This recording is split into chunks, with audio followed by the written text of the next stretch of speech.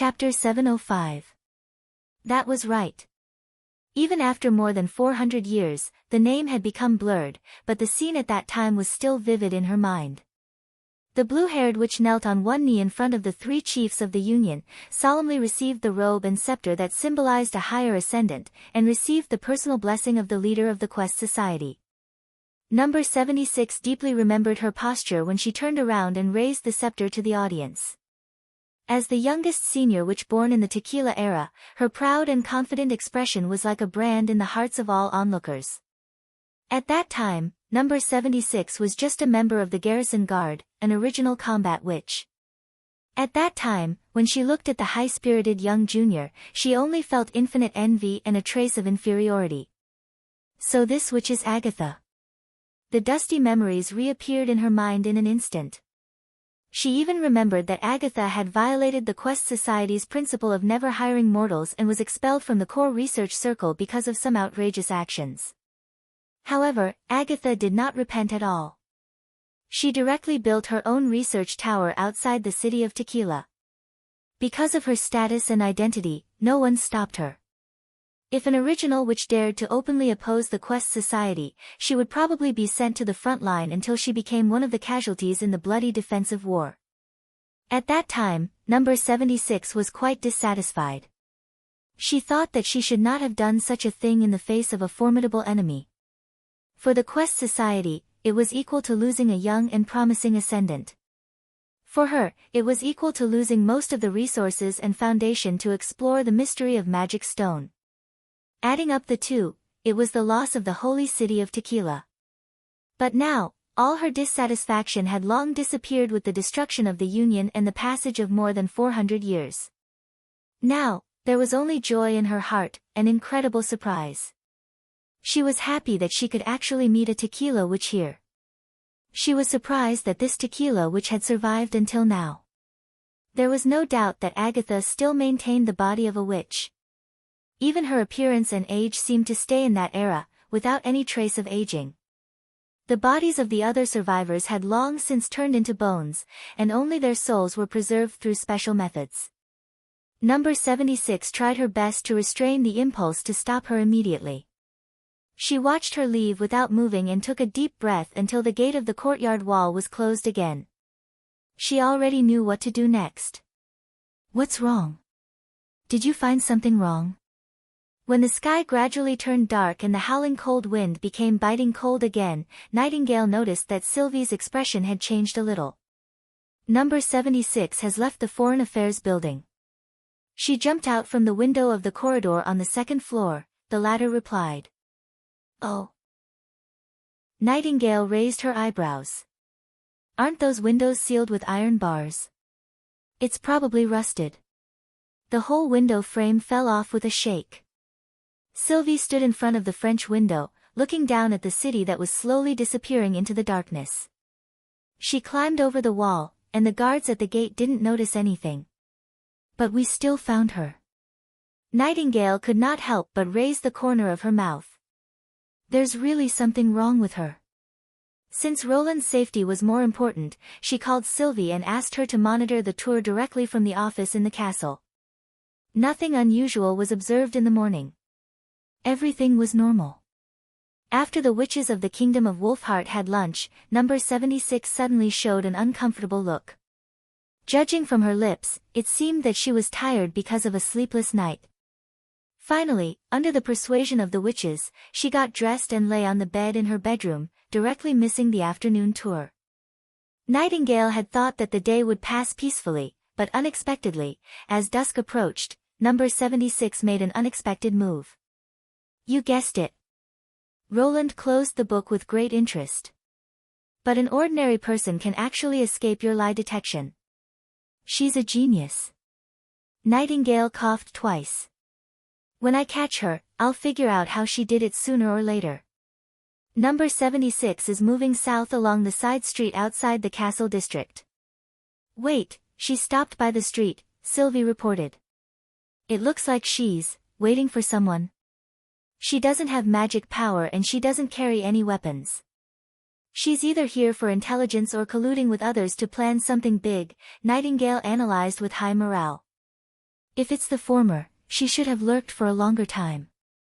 Since she's so impatient, maybe she'll make a move tonight. Make a move? Against who? Sylvie asked. Well, we'll know later. Half a quarter of an hour later, Sylvie's voice suddenly froze. Hey, she's moving again. Her target seems to be. Oh no, isn't that Agatha? It's the shift change time in the factory now. It's normal for her to appear here. Nightingale frowned. But Agatha is a combat witch, and she doesn't have a god's stone of retaliation. Are you sure number 76 is going for her? Agatha has made a move. No. How could it be? Sylvie exclaimed in disbelief. Number 76 has a god's stone reaction.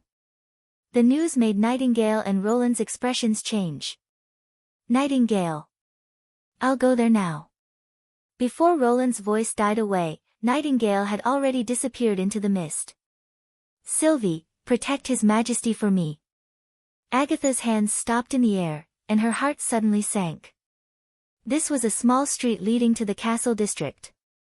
Few townspeople would pass by here, especially at dusk. When she noticed that someone was approaching her from behind, she turned around without hesitation to summon ice and directly froze the person's feet.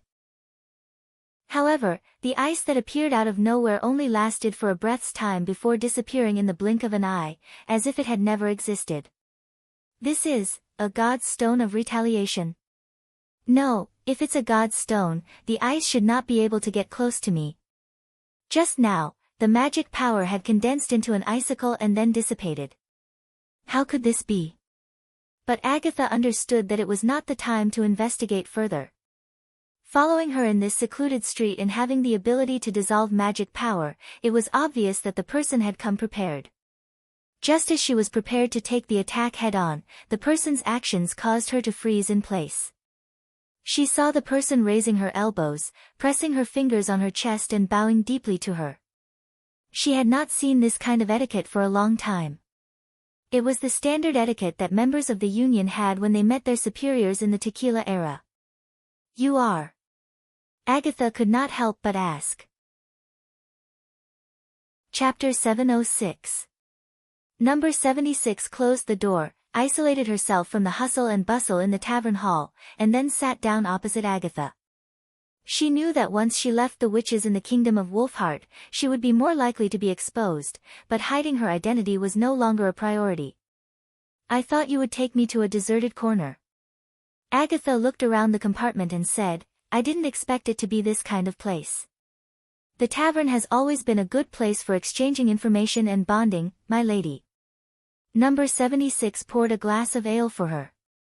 I hope you won't blame me for not providing a more elegant environment for negotiation.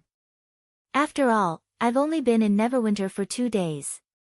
Since there was no need to worry about exposing her identity, the tavern could obviously lower the other party's guard to some extent.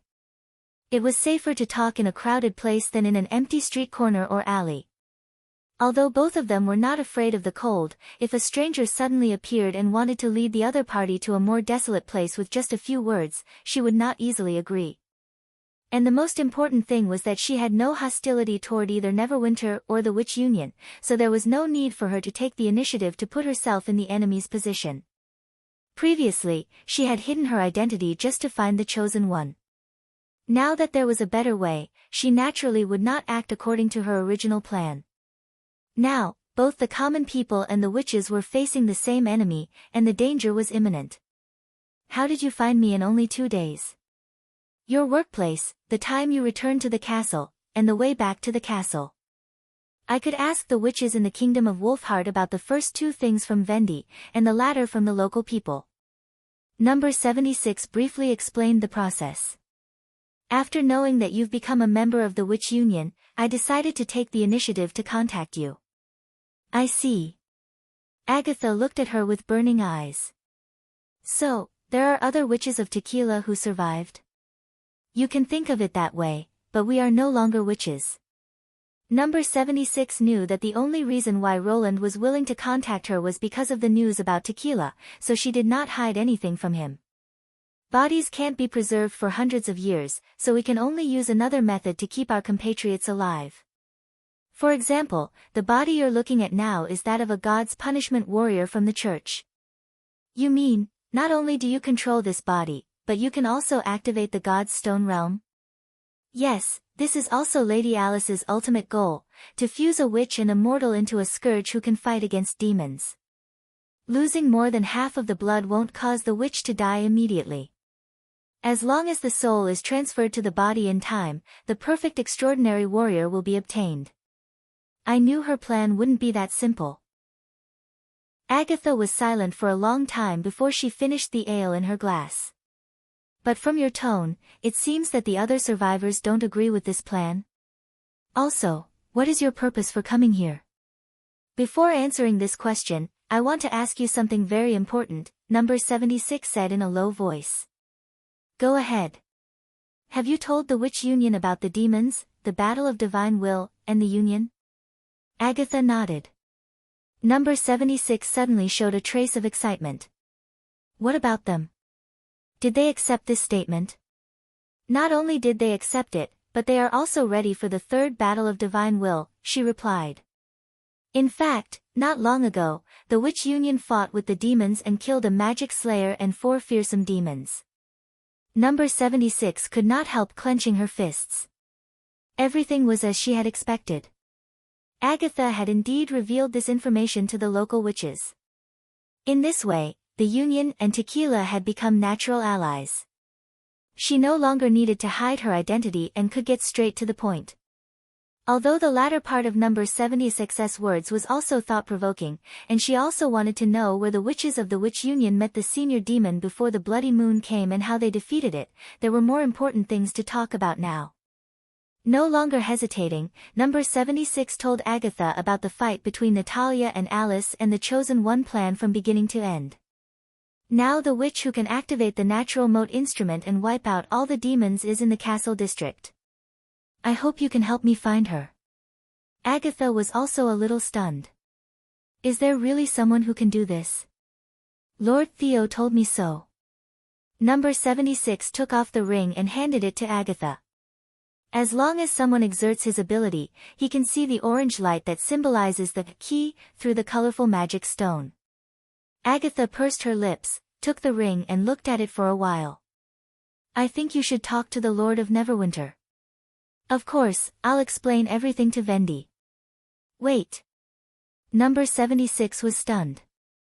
The Lord of Neverwinter? You mean, the local leader of the common people?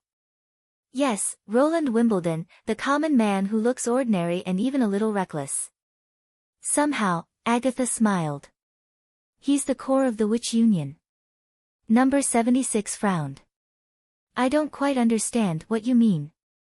I was just like you at the beginning. Agatha returned the ring to number 76. Later, I gradually realized that without Roland, the Witch Union wouldn't exist, Neverwinter wouldn't be what it is now, and Grey Castle wouldn't be able to defeat the church. Everything started with a common man. If you want to find and take the Chosen One away, you need to talk to Roland in person instead of explaining the situation to Vendi. But don't worry. He knows more than you think. Agatha chuckled. Do you know what he said to me when I woke up from the ice coffin and learned that the Union no longer existed? The common man can defeat the demons. Isn't this a little too arrogant, isn't it? She interrupted. I thought so at first. But in fact, I saw hope in him, and the other witches in Neverwinter firmly believe in him. So if Tequila wants to cooperate with the Witch Union to fight against the demons, you have to get Roland's approval. Number 76 doubted her ears for a moment. If Roland was a wild witch, it would be understandable for her to agree with the common man's power. After all, after more than 400 years of changes, it was no longer the era when the Union ruled the continent and witches were superior. But Agatha was a Tequila witch through and through. Why would she trust the common man so much? This trust was far more than recruiting a common man as an experimental assistant.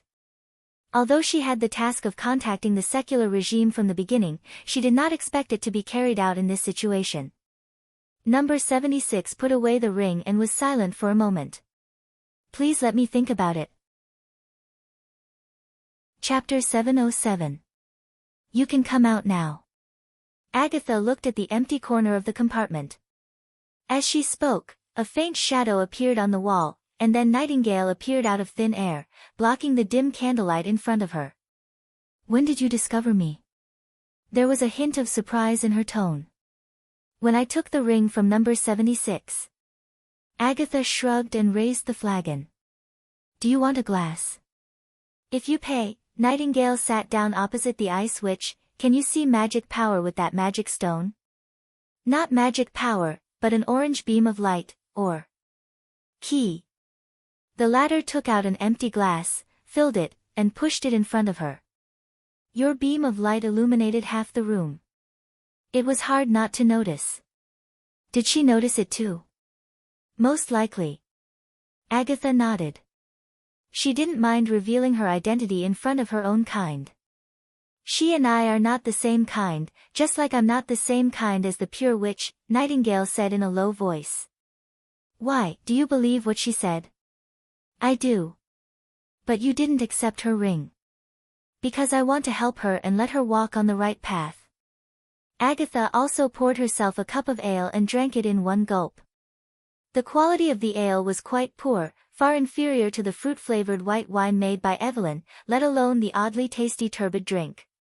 Even so, the sour bitterness could not suppress the joy in her heart. Agatha felt very happy. The moment number 76 revealed her identity, a vague sense of loneliness disappeared from her heart. She was not the last survivor of Tequila. There were other witches of the Union like her, who had crossed the river of time for more than 400 years to this era. Although most of the members of the Witch Union were very friendly and Vendi also cared for her, Agatha always felt a lingering sense of loss.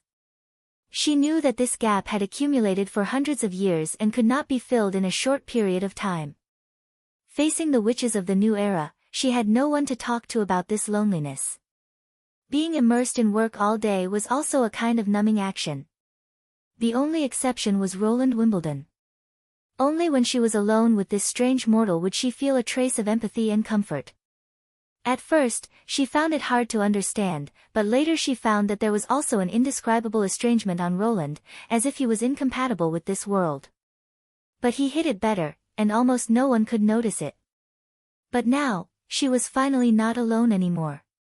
Because of this, Agatha hoped that Roland and Roland could stand together and ask each other to visit Roland Wimbledon.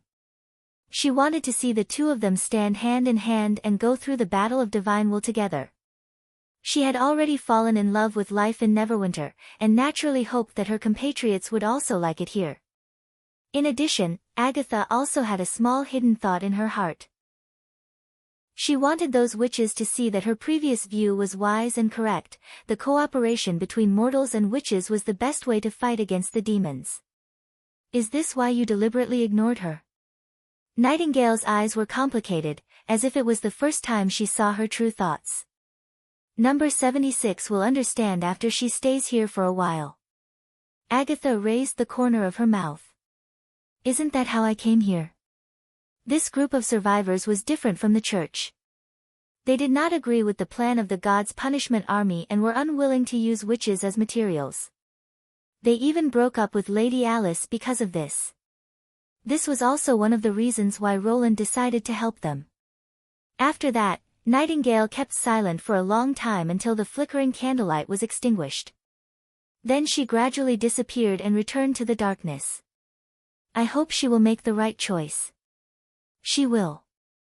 Agatha smiled. I believe her. Number 76 returned to the Foreign Affairs building along the same path and happened to meet Annie and the others who had just finished visiting the beverage factory. I feel much better after I woke up, she took the initiative to explain before anyone spoke. I just felt a little stuffy in the room, so I walked around the yard.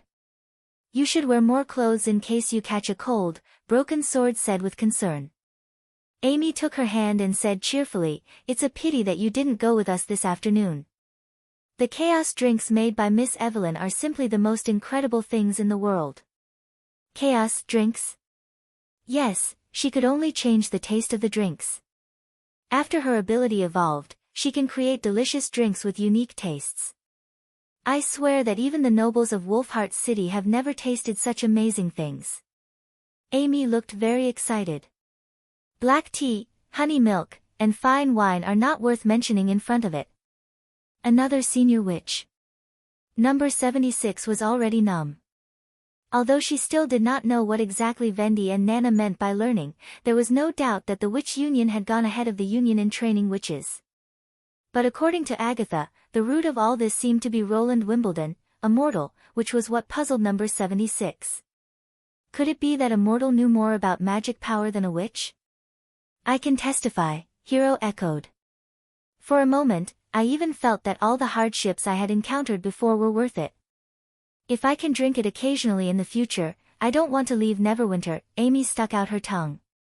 Then we might as well join the Witch Union, Broken Sword suddenly said. As long as we stay here, we'll always have a chance to drink it again, right? I agree. Amy immediately raised her hand. Me, too, Hero nodded seriously. The three of them looked at Annie, who shrugged helplessly and said, I'll listen to you.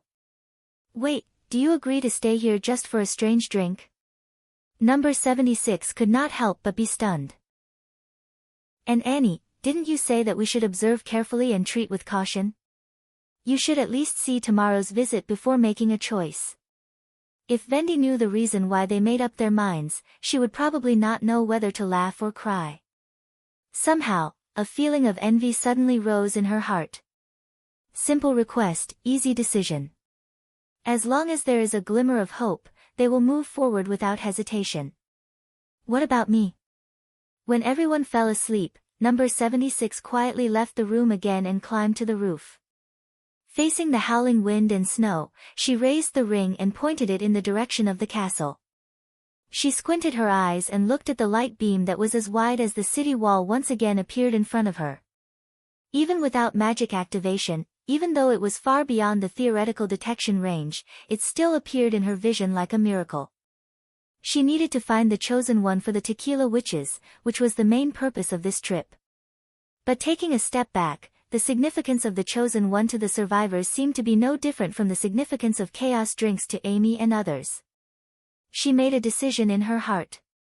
The next day, when Vendi came to the Foreign Affairs building as promised, number 76 handed a letter written overnight to her.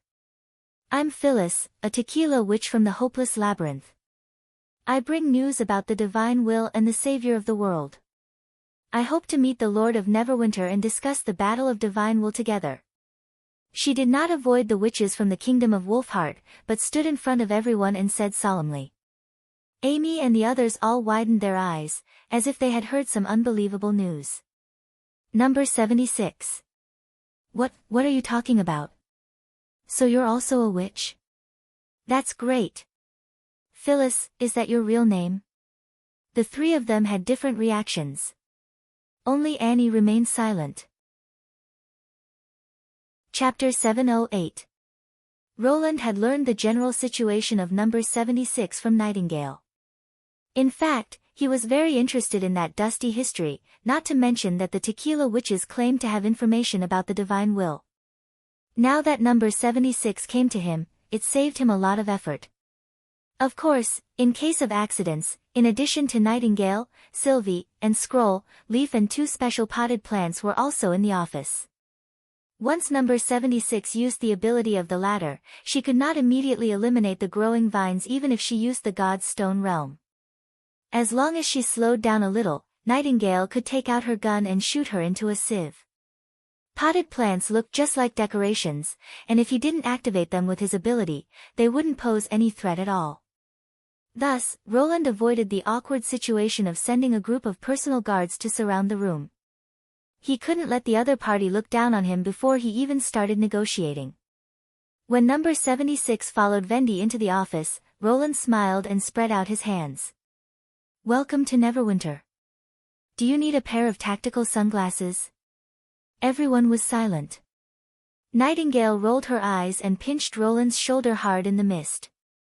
Your Majesty, please don't talk nonsense at this time. Ahem, okay. Roland cleared his throat and changed back to his usual calm look. So you're number 76 of tequila. My name is Phyllis, Your Majesty. Number 76 put one hand on her chest and lowered her head slightly. Number 76 is just a disguise for a common person. Now that you've discovered my identity, this name has lost its meaning. The hand on the chest salute was suitable for the upper nobles to meet the members of the royal family. It could also be used as a common salute for ambassadors to visit other countries. Obviously, Phyllis was not ignorant of secular etiquette. As for the title and the slightly inappropriate wording, Roland did not take it to heart. Compared with the superficial reputation, he cared more about the practical benefits. Let's sit down and talk. He nodded. I happen to have a lot of questions to ask you. If I can, Phyllis said solemnly. Probably because she hadn't talked to a mortal like him for a long time, her expression was very stiff.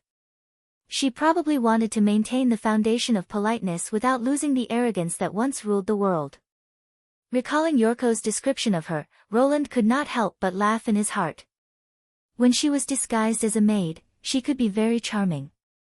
Now that she had changed back to her official identity, even if the Witch Empire had long fallen apart, she still insisted on maintaining her pride. Needless to say, the name tequila had already become a part of their beliefs. First, there's news about you too. After all, if we want to fight the demons together, it's better to know each other's details. Roland took a sip of tea and asked unhurriedly, to be honest, I've always been curious about how the Union was split into two factions.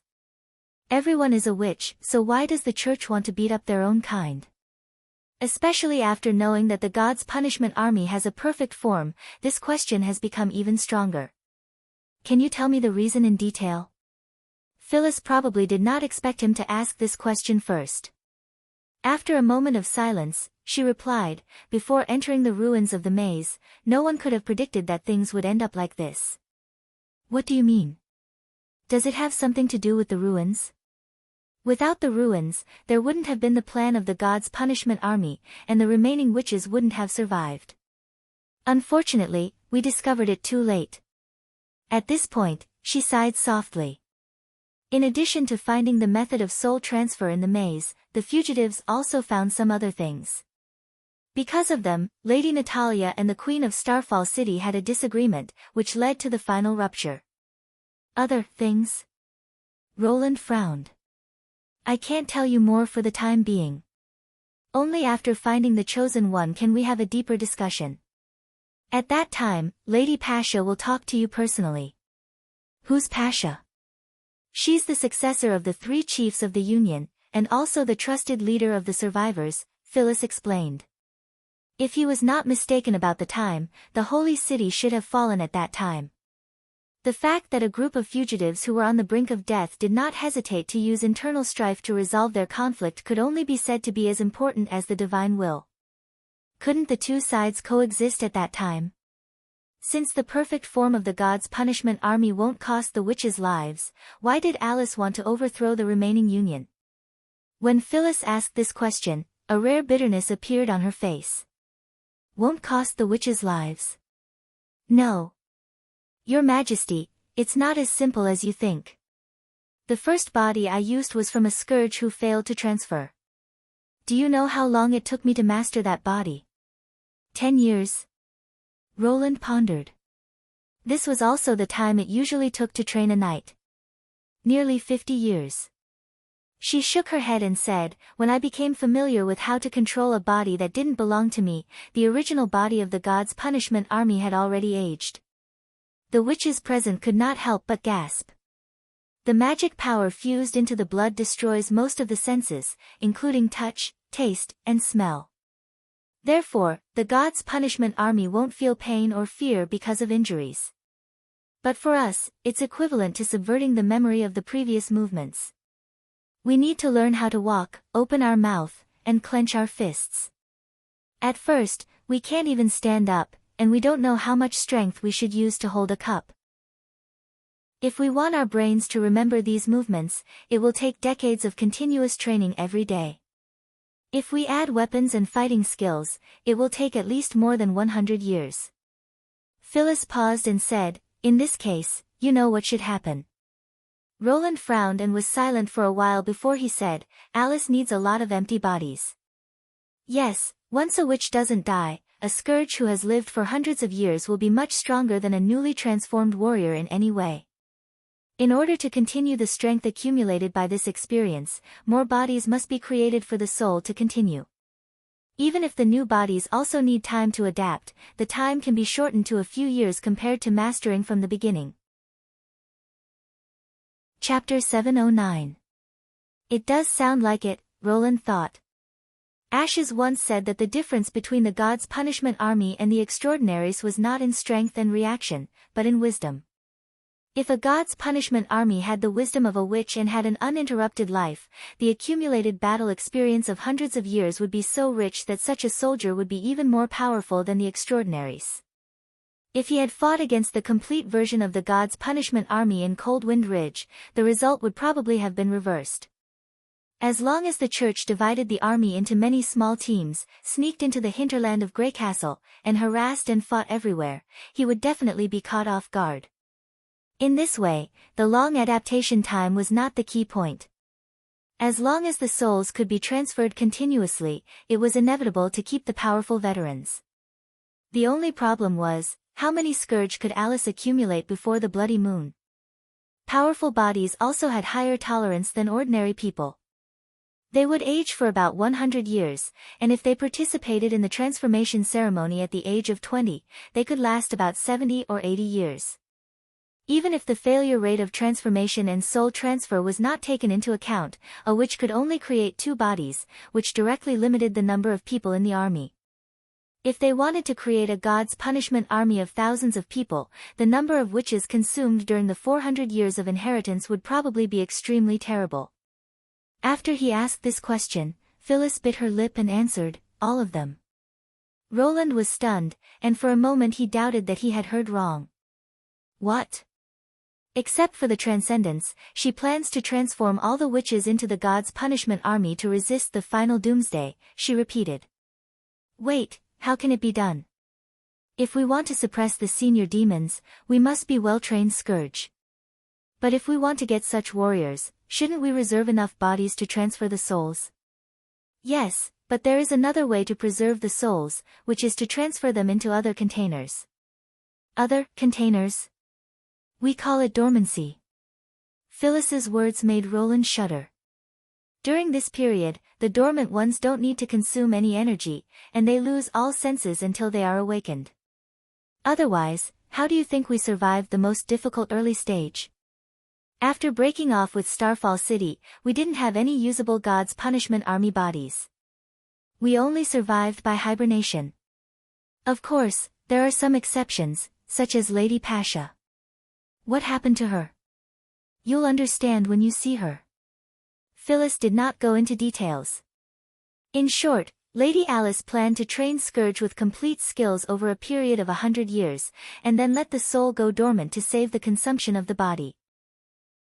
In this way, Starfall City will have the ability to continuously transform the God's punishment army. When the bloody moon comes, all the souls will be awakened at once, so that the number of scourge will greatly exceed the limit that the witches can bear. This meant that every witch alive on the eve of the final battle would become a material for the transformation. Vendi, Sylvie, and Leaf all showed pity on their faces. Although they couldn't see Nightingale's expression, Roland knew that she must be very gloomy at the moment. What about Alice herself? Does she intend to take part in the soul transfer? No, Phyllis sighed. I heard this from Lady Pasha later. The Queen of Starfall City and her followers never wanted to prolong their lives from the beginning. They planned to devote the rest of their lives to the recasting of the new order to ensure that the God's punishment army plan would not deviate from the predetermined track. Only when she is a transcendent can she have the strength and prestige to lead the Union. Only that flame-like red hair symbolizes the inextinguishable will of Starfall City. Speaking of this, a very complicated light appeared in her eyes, which contained fear, regret, and respect. Roland could vaguely understand her thoughts. Obviously, They had different intentions, but he was still shocked by her spirit. In order to defeat the demons and let the witches continue, the Queen of Starfall City was still able to move forward without hesitation, no matter how great the price was. Such a person was still worthy of respect, even if she was an opponent. The incomplete historical record was finally filled in. Perhaps because the complete version of the God's Punishment Army was too cruel, when something in the ruins was discovered, the God's Punishment Army plan was no longer the only feasible plan to fight against the demons, and the split became inevitable. After the split, the Union suffered a great loss, and the witches of Starfall City evolved into a church. After Alice's death, they gradually deviated from the original intention of the Queen. Are the containers, the soul transfer, and the chosen one all related to the things found in the ruins? Roland asked. Phyllis adjusted her emotions and replied, you can say so. So you can't reveal it now? Only Lady Pasha can make this decision. How can the chosen one defeat the demons? Roland raised his eyebrows. I can't reach an agreement with you without knowing anything. I'm not sure about this either. The person in charge of the research instrument is Celine, Phyllis said slowly. We can find the chosen one first, and then we can talk about the next thing. It won't do any harm to the witches of Neverwinter if we only choose the chosen one. Besides, Tequila will never harm their own kind to fight against the demons. Otherwise, we wouldn't have followed Lady Natalia to the end. How do we do it? It's very simple. We just need to let each member of the Union use their ability once. Phyllis raised the ring in her hand. Through it, I can see the witches with the talent of the chosen one. Nightingale had briefly described to him how the magic stone could reflect a strange beam of light. Roland thought for a while and asked, after we find the chosen one, will Pasha come to Neverwinter immediately? Lady Pasha can't leave the underground maze, but she'll use some magic means to talk to you directly, Phyllis replied. When this 5-colored magic stone is broken, she will be able to sense my location in an instant. So I can only call her after I find the chosen one. I see.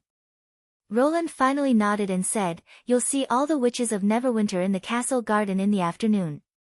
Phyllis's expression obviously softened after she got Roland's approval.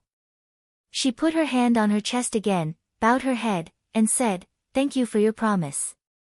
After we defeat the demons, your name will be sung together with Tequila. Chapter 710. For the first time, Phyllis felt that waiting was unbearable. She had thought that after 400 years of training, time had become the least important thing to her. She did not expect that just one morning would make her feel restless. If Han Lin was right, finding the chosen one would mean the end of the battle of divine will. The instrument of divine retribution could destroy all the demons, and her mission would be over. Without the bodies made by the church, most of the survivors would gradually fall into a deep sleep, and this time, they would probably never be awakened again.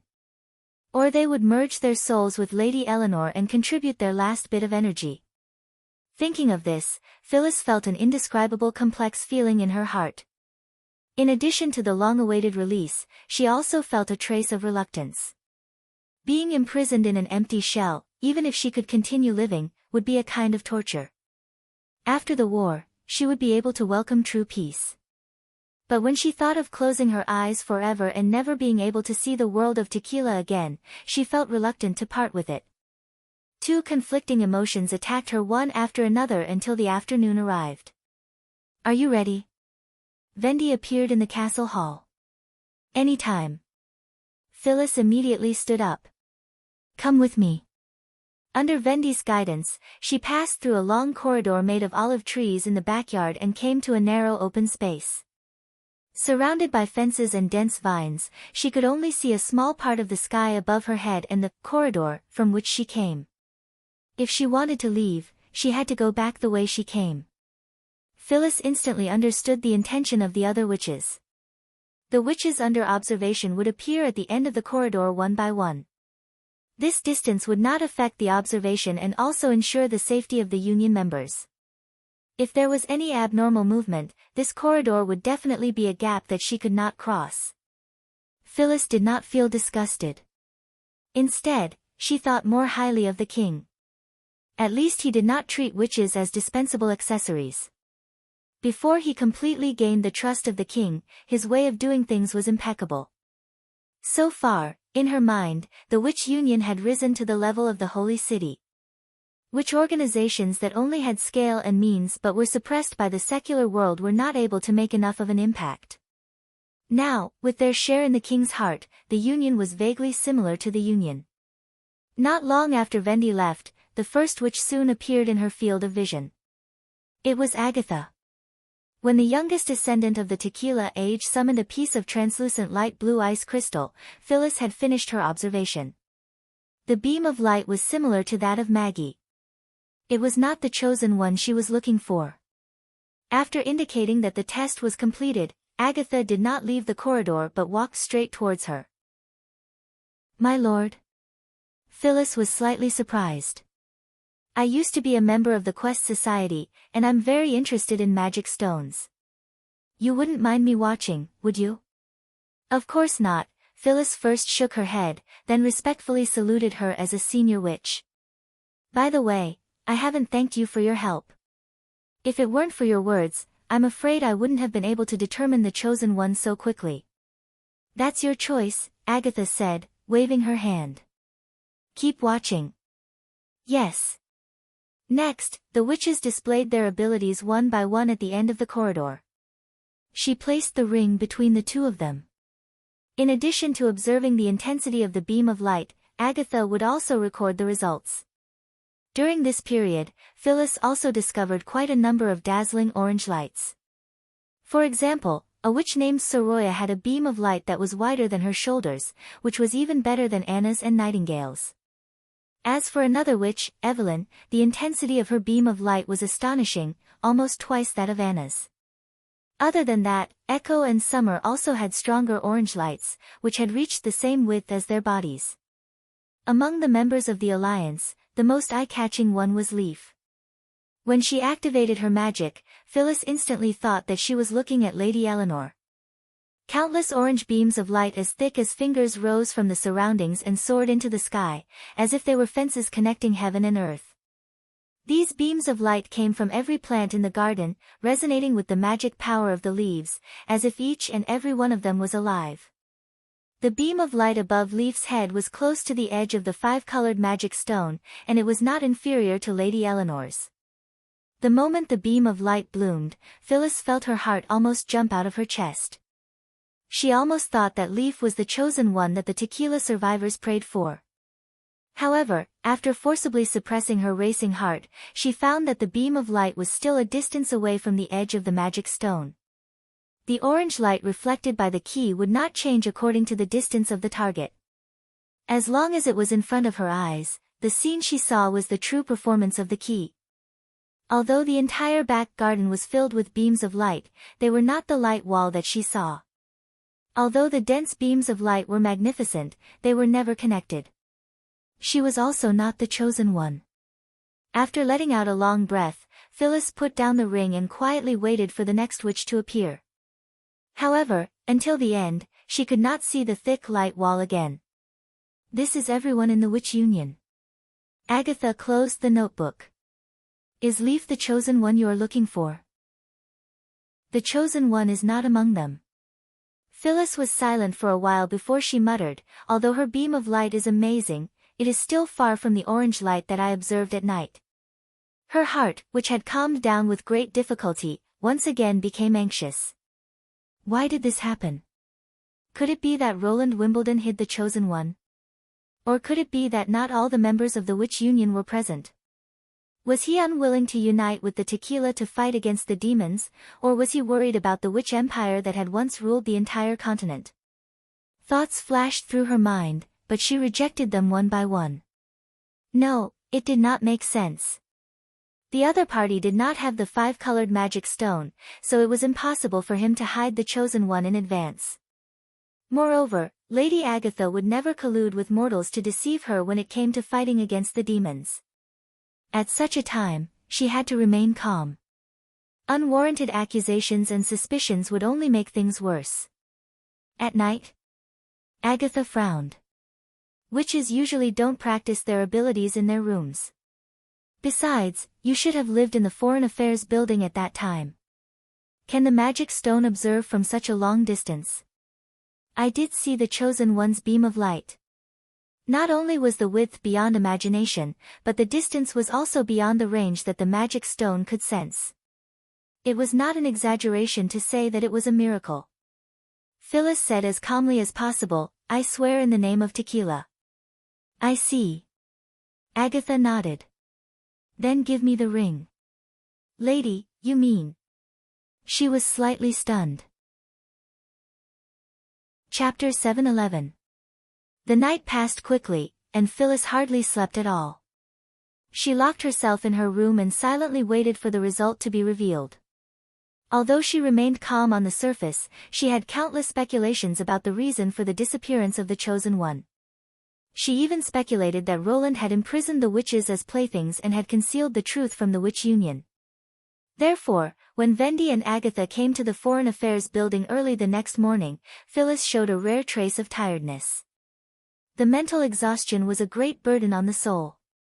She knew that her control over her body was declining, and even her hands and feet were not as flexible as before. But she also knew that she could not close her eyes until she heard the result. Cutting off consciousness could only temporarily get rid of the shackles of the body, but the soul was still awake. Unless it was transferred to a magic container, shrinking into the consciousness would only be deceiving herself. Phyllis even faintly missed the long sleep. The result is, we found the beam of light you mentioned. Phyllis did not expect Agatha's first words to shatter the burden on her heart. She blinked, afraid that she had misheard, and asked again in a low voice, like a wall of light? Yes, like a wall of light, it does exist in the castle, Vendi said. But we can't be sure that he's the Chosen One you mentioned. In other words, she didn't mishear. They found the owner of the orange light. No. It can't be wrong. Phyllis felt a voice in her heart cheering. Praise the gods. Praise the holy city of Tequila. If he can emit such a beam of light, then he must be the Chosen One we're looking for. Is he a senior witch? What's his name? However, Phyllis did not answer immediately. Instead, she showed a strange look, as if she wanted to laugh, but also felt quite helpless. Well. I'm afraid I have to disappoint you. Vendi covered the corner of her mouth and coughed softly. Could it be that there's something wrong with the five-colored stone? Agatha returned the ring to her.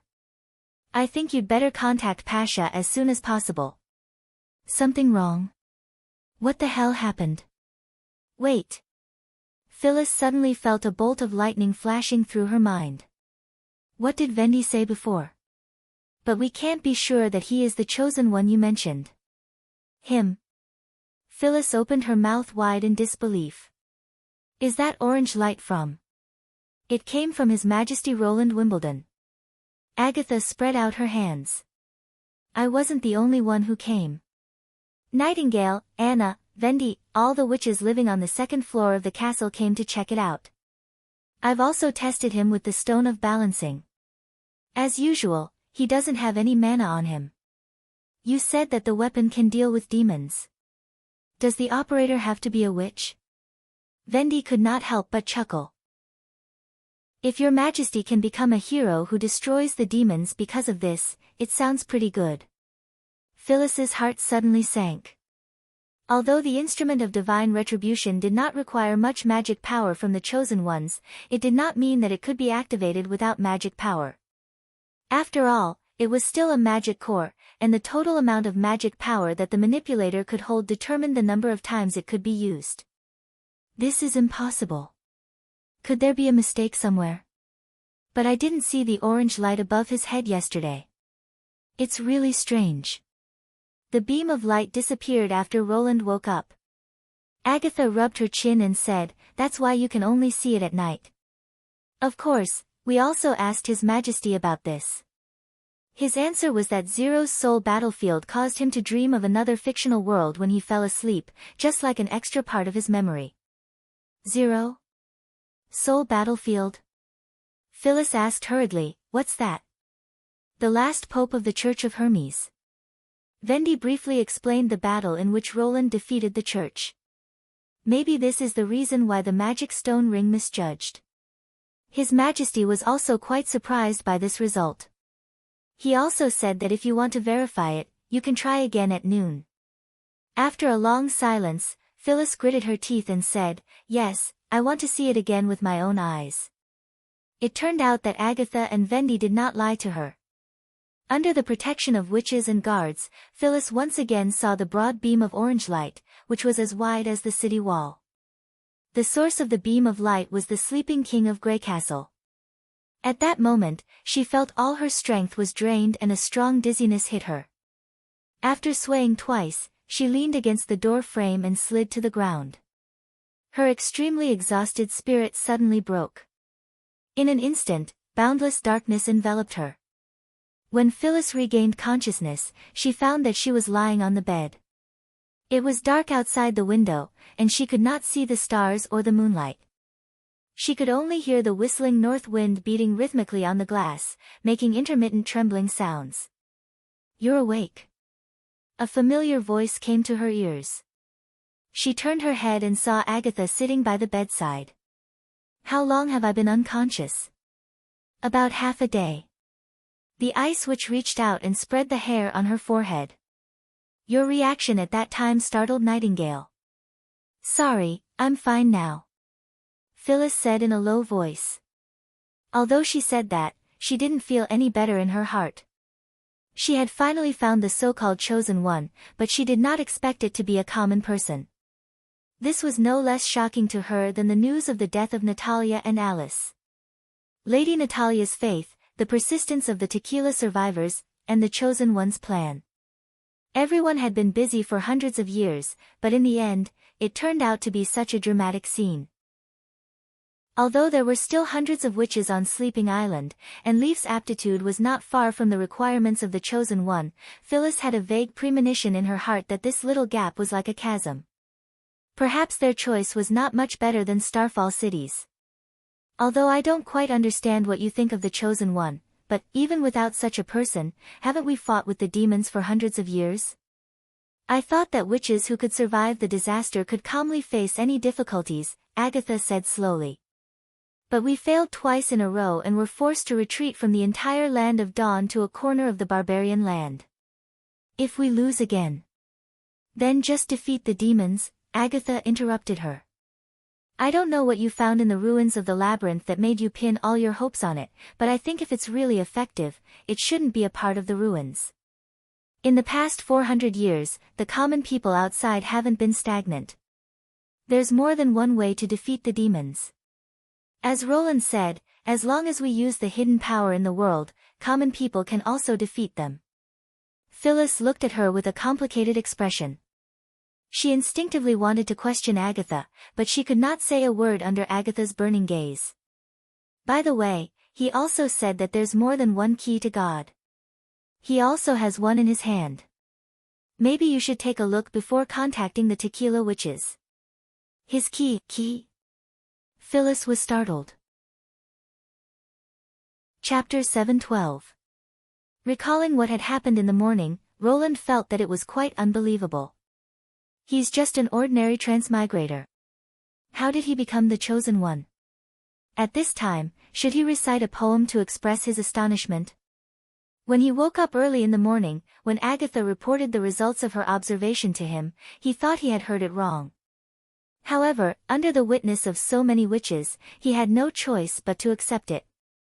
At the same time, Roland knew that the result would definitely be beyond the expectations of the tequila survivors. In order to strengthen the credibility of the communication, he simply asked them to visit his nap at noon. Roland did not know whether it was because he had become more mentally strong after becoming the king, or because he was simply lazy. He picked up a book of advanced mathematics and read it on the office bench. Not long after, he actually fell asleep. When he was woken up, the first thing he saw was the back of Nightingale, who was on guard with her gun drawn, and Phyllis, who had fainted. However, Roland did not think that the so-called chosen one was the one chosen by God. It was just that the tequila survivors had placed too much hope on the thing they had discovered, so they regarded the witch who could activate it as a savior. There was no doubt that the thing in the ruins must be extraordinary, since it could make the three chiefs of the Union turn against each other in an extremely dangerous time. However, it was worth considering that it had the power comparable to that of God and could destroy the demons. After all, if it was really a creation of God, how could the person who made it disappear in the underground maze without a sound? Of course, if he wanted to know more about the inside story, he had to further communicate with the survivors. In addition, the fact that the dream world could be observed also proved his conjecture. This dream world was indeed not completely constructed by his consciousness. The rich details far exceeded the ability of the brain. It was true that he had provided a lot of materials, but it was someone else who had combined them into a complete form. Before, he had speculated that witches were the terminals of magic power transformation. Now it seemed that there was still a barrier between the terminals and magic power. It was this barrier that gave magic power wonderful changes. It was like a black box with unknown principles. As long as the witches issued an order, the black box would be able to give the result. In other words, the process of realizing a witch's ability was no different from the dream world. The only difference was that he did not have the magic to materialize the dream world. Roland couldn't help but think of the relationship between wizards and the weave. The former used hand gestures, incantations, and casting materials to connect with the weave to obtain the power they needed.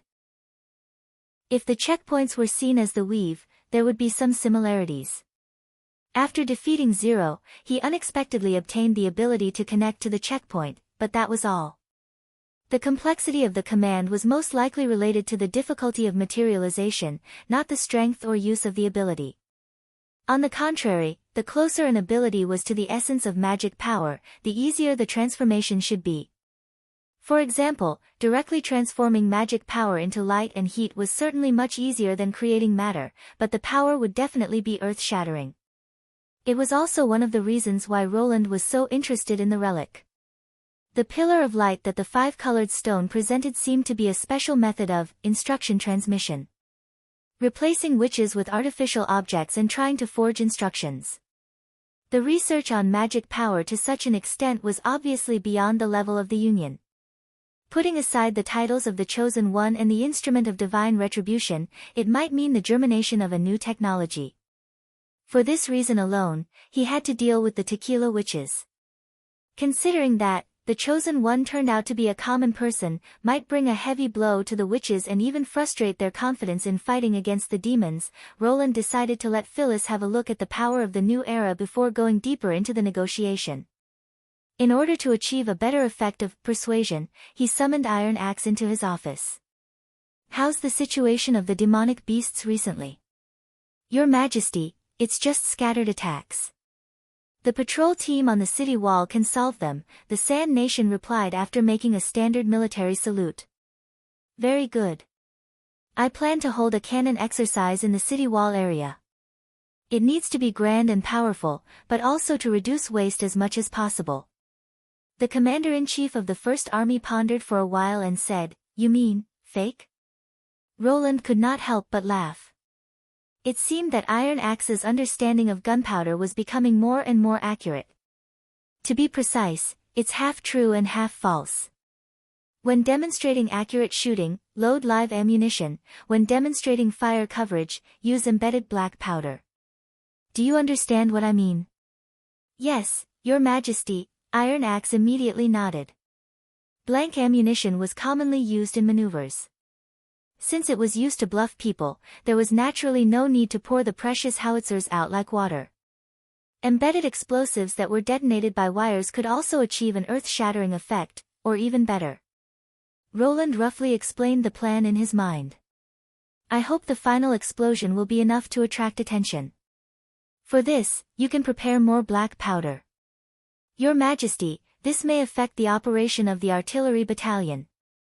He shook his head and said, "It doesn't matter. In fact, I plan to gradually eliminate black powder weapons, such as the 12-pound field artillery, which is no longer suitable for future battles. Its heavy body, slow firing speed, and low power of solid bullets all restricted its further application. The battle under Cold Wind Ridge had fully demonstrated that the lethality of field artillery was very limited, especially in the face of scattered and fast-moving enemies. Most of the gods' punishment army fell under the machine guns and longsong cannons, and only about 100 people were hit by iron balls. In addition, it was difficult to transport, difficult to cooperate with the infantry in attacking, and difficult to carry out urban operations, so its use became increasingly limited. The revolving rifles could still be used for a while, but the gunpowder consumption of bullets was much smaller, so even if half of the stock was consumed, it would not be affected. With the help of the dream world, Roland's new chemical reform plan was already in preparation. The steady increase in the output of double-base gunpowder gave him the capital to eliminate black powder weapons. "You've designed a new alternative weapon?" Iron Axe's eyes suddenly lit up. Roland smiled as he took out a piece of paper from the drawer and spread it out on the table. "It's a kind of curved fire that can be carried by several people separately. It's powerful, simple in structure, and effortless in operation. What do you think?" Iron Axe bent down to look at the drawing for a while and said, Sorry, Your Majesty, I can only see its appearance. It looks like an iron pipe. With such a thin wall, can it really fire artillery shells?" Of course, the key lies in the special shells, but compared with the 152mm howitzer, it's still much simpler to make. Does the new weapon have a name? Chapter 713. He had come up with many plans for the development of the new artillery. As the saying goes, there is no such thing as the best weapon, only the most suitable weapon. After considering the opponent, battlefield environment, production level, and many other aspects, he finally chose the cheap mortar that could replace the outdated front-mounted field artillery. Its shooting range could effectively cover an area of 200 to 3,000 meters, filling the gap between heavy machine guns and longsong cannons, and at the same time, enhancing the attack effect within a short range. Due to the existence of the impassable defense line, the most important role of the mortar was to make up for loopholes. It could be carried by soldiers across the mountains and set up artillery positions at any point in the mountains. It was light and easy to carry, which was unmatched by other weapons. In addition, the height difference between the foothills was very common, so the curved fire could exert its maximum power in this kind of terrain.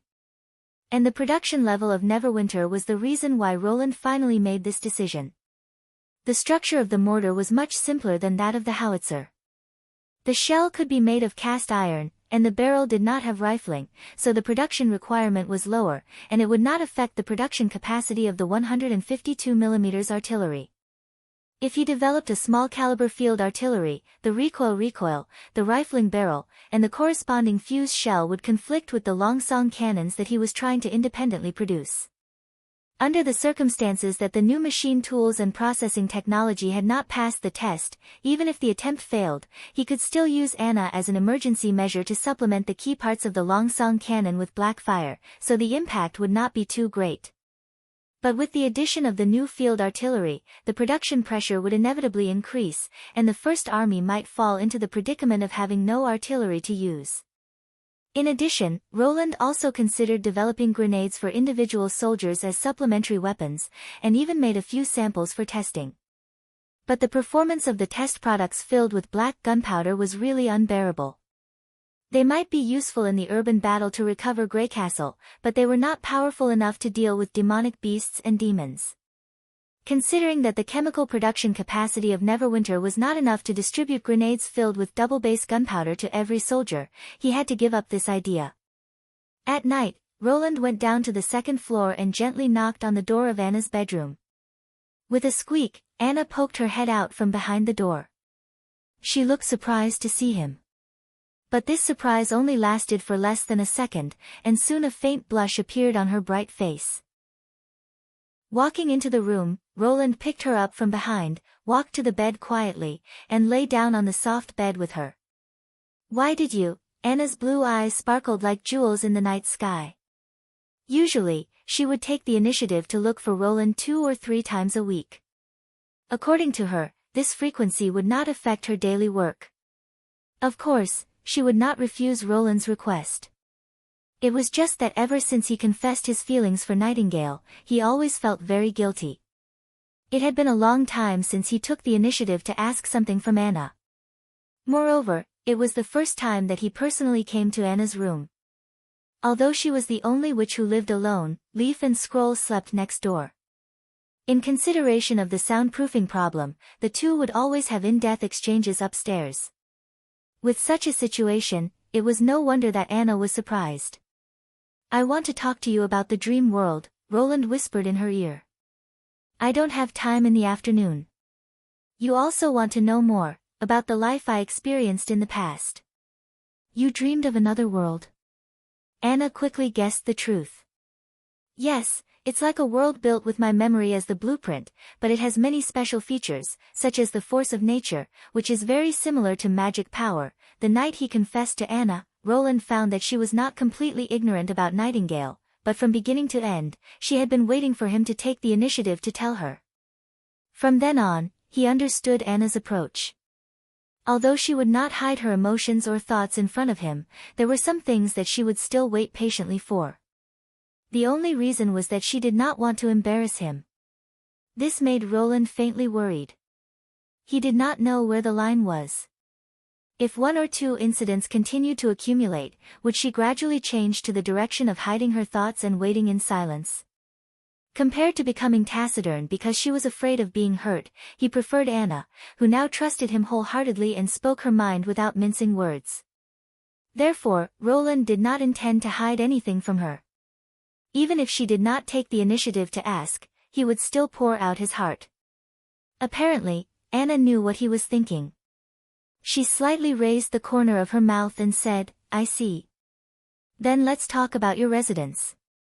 In the dream, did you also live in the castle?" "No, it's a tube-shaped building. It's like an apartment shared by many people. Everyone has a medium-sized suite, and there's someone living in my room that you'll never guess." "Well, could it be Zero?" "Pfft, ahem, why?" "It's very simple. You said you had such a dream after you defeated Zero in the soul battlefield. So the birth of the dream is related to you and the other half to her, right? It's not strange for two people who created the world to appear in the same place. But, did she attack you again after that?" "No. She lost all the memories before her awakening and became a 10-year-old kid, the kind of girl who has no hair on her mouth but thinks she knows everything. She's in her teens, and they're living together." "Could she be your family?" "Well, Zero was fostered by her parents and brought to me. She can be considered as a tenant." "Really? Then you have to take good care of her." "Why?" "That's a dream." "But didn't you say it's no different from reality?" "In that case, why do you need to distinguish whether it's a dream or not?" Roland was once again amazed by Anna's unusual way of thinking. The conversation seemed to be going off track. However, when he saw Anna's spirited eyes and excited tone, he did not care about these details. From the apartment of souls to the memory fragments, and then from the force of nature to the martialist association, Anna's voice gradually became lower. She lay on Roland's arm, her chest slightly rising and falling, and her breathing became steadier. Although she had fallen asleep, her other hand was firmly wrapped around his waist as if she did not want him to leave. In this way, he could not return to the bedroom without disturbing her. "Well, I'll spend the night here and hope that no one will notice me walking out of the bedroom on the second floor tomorrow morning." Chapter 7:14. The next day, as usual, Roland got up very late. When he woke up, Anna was already gone, leaving only a few fine flaxen hairs on his arm and a faint, reassuring fragrance. There was a breakfast on the bedside table, which was obviously brought up by her from the kitchen. There was also a note on the plate with a short line of words, "I know you like to sleep late, so I won't eat with you." She is still able to keep working and get up on time at this time. I can only say that she is indeed a serious person. Roland shook his head helplessly and got out of bed. Even if the castle was fully heated, it was still a difficult process to leave the comfortable bed in winter. The wooden basin that Anna used to wash her face was still warm, so he directly washed his face with the remaining warm water in the basin. He then picked up the breakfast and quietly walked to the office on the third floor. When he opened the office door, Bhairav and Edith were already waiting for him inside. Nightingale stayed in her usual place, her exclusive recliner by the fireplace. She was reading the witch's comic books and chewing dried fish, looking as comfortable as usual. So early today? Roland pretended to be nonchalant and casually greeted, "What's the matter?" "Sit down and talk." Ahem. The director of City Hall cleared his throat, as if he had long been accustomed to this. "Your Majesty, the logistical preparations for the attack on the southernmost region have been completed. In addition, the recruitment of reserve soldiers is also going well. By next spring, the First Army is expected to have a total of 7,000 soldiers, which is already unrivaled in Greycastle." "It's only in Greycastle," Edith suddenly interrupted. "Your Majesty is not going to deal with those stupid knight and nobles." Roland smiled and opened the report on the table. "Indeed. If we want to fight against the demons, we can't stop the expansion of the population and the construction of the army. The more soldiers the First Army recruits, the better it will be without affecting production." Bhairav was slightly dissatisfied, but since the king had spoken, he could only agree and glare at the Pearl of the Northern region. According to common sense, the First Army should be responsible for the recruitment of soldiers and logistics. However, most of the generals under Iron Axe were from humble backgrounds. They might be able to lead troops into battle, but they knew nothing about finance and administration. Therefore, when it came to money and food, Bhairav still had to cooperate with them. In the future, when the scale of the First Army was further expanded, this kind of personnel allocation would obviously be somewhat difficult to continue. The simple management framework that had been established in a flash could no longer meet the needs of future development. Perhaps it was time to make a new round of reform of the military system. Roland turned his attention back to the report. According to Iron Axe's plan, there were about 1,000 soldiers attacking the southernmost region. Neverwinter would dispatch 500 veterans to join the new recruits stationed at Fallen Dragon Ridge, and then they would march toward Iron Sand City along the Silver Stream Oasis. As long as they brought along two 152mm long song cannons, it should not be a problem for such a force to conquer Iron Sand City. However, the key to conquering the Sand Nation was not to conquer the city, but to win the Holy Duel. Therefore, the role of the First Army was more to escort and maintain order. The City Hall could handle the logistics of the expedition of 1,000 soldiers easily, and the details involved were getting more and more complete. In the past, the situation where he had to personally instruct the soldiers on everything was gone, and some of the details were even beyond his expectations. It was obvious that this was the experience he had accumulated after several actual battles. "Very well, let's do that." Roland closed the report and looked at the Pearl of the Northern region. "Do you have anything else to say?" If it was just to report on logistics, Edith would not have come with Bhairav. She had never been the kind of person who liked to snatch credit. "Yes, Your Majesty." Edith nodded and said, "I heard from Iron Axe that you plan to hold an artillery drill." "Yes, that's right. I was thinking, can the people of Neverwinter also participate in the drill?" Her second sentence made Roland's eyes light up. If your people can witness such a spectacular scene, it should greatly increase their enthusiasm to join the army, and in the future, they will certainly be full of confidence in fighting the demons. "How can we let people participate in this kind of thing?" Bhairav frowned and said, "It's not like you haven't seen the scene of explosives exploding. What if they are scared out of their wits and think it's a divine punishment?" "That's also a divine punishment under His Majesty's control. As long as we do a good job of propaganda, this kind of shock can be minimized," Edith said bluntly. "Even a lord of a fief will occasionally hold an open military drill to determine which knight is more brave and skillful in fighting. In addition to finding some entertainment for the nobles, it also has the intention of declaring military force to the people. The artillery is not like the wooden spear in the hands of the knight. We can divide the viewing area on the city wall and send policemen to maintain order. Considering the limited number of seats, it's a more reasonable choice to enter the drill with tickets. The ticket price of 2 silver royals can not only prevent people from swarming in, but also increase an extra income. Edith spoke with fervor and assurance. It was obvious that she had considered this proposal comprehensively. In addition, the spectators should also be screened. The age of the ticket buyers should be between 15 and 30 years old. They will also be the main force of various industries in Neverwinter in the future. Enhancing their faith will help to fight against the battle of divine will. And some key departments, such as the personnel of the City Hall, I think we should force them to participate. Roland was quite tempted. Isn't this a military parade? It can make a live-fire military parade and a performance together to earn money while also being politically sensitive. Perhaps the talents that the army reform lacks are right in front of us. Thinking of this, he nodded and said, "Sounds good. Let's do as you say."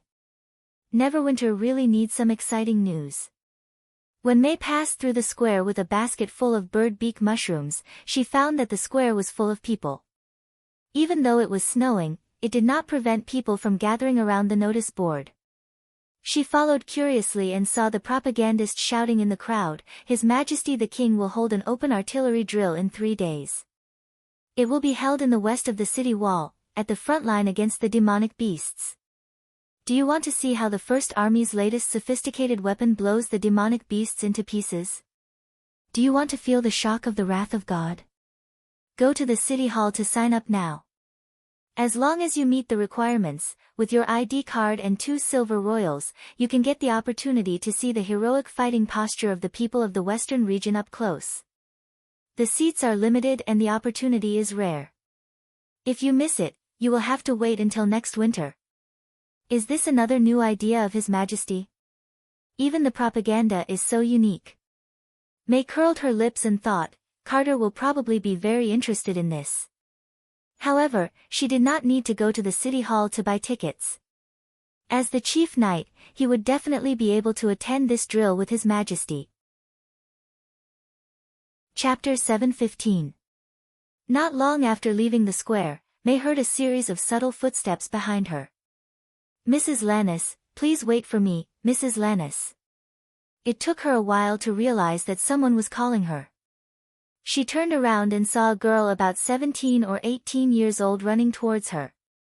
The girl had 2 braids and her face was red from the cold wind. However, her cotton-padded clothes and leather boots were brand new, and the material and workmanship were very solid.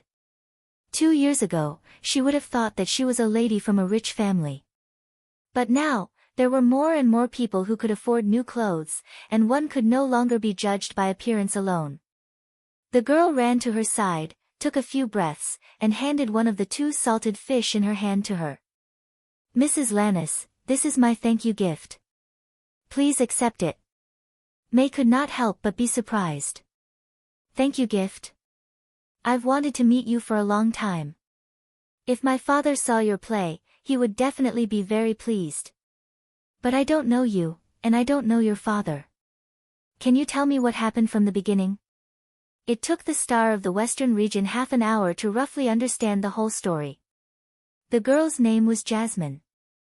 After walking out of the convenience market, Jasmine happened to recognize her from behind. Giving her the fish was just a temporary gesture to express her gratitude. Jasmine's father, a soldier of the First Army, was unfortunately killed in the battle with the church, leaving only her and her mother behind.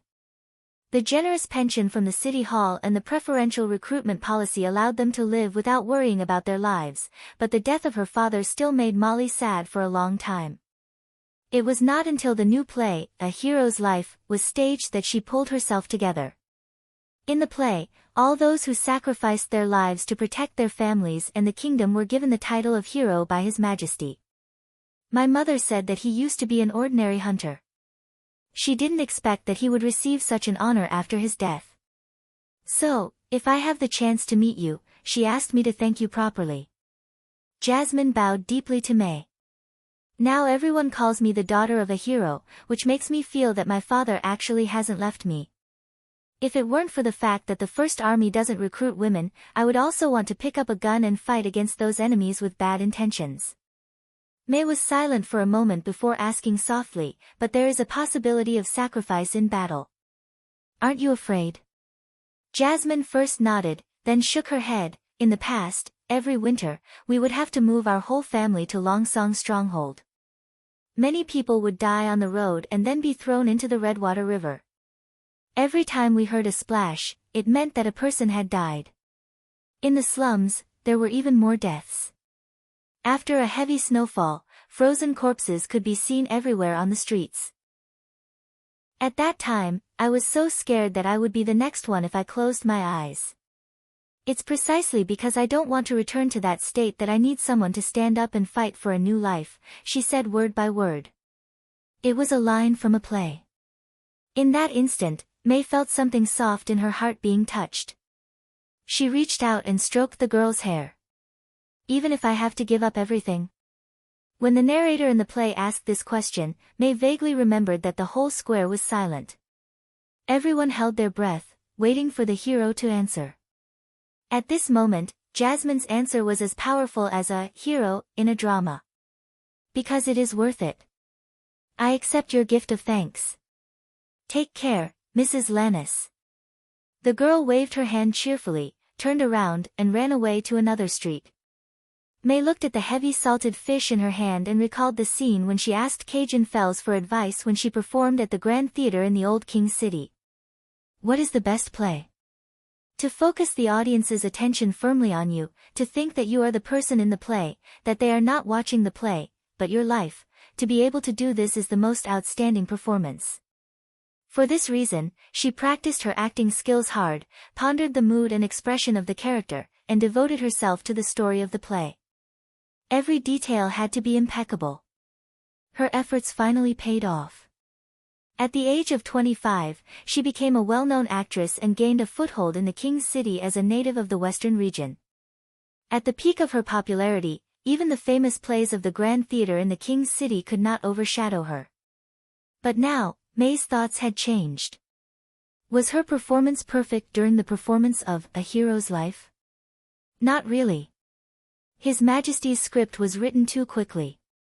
It took 2 or 3 weeks to rehearse and 1 week to memorize the lines.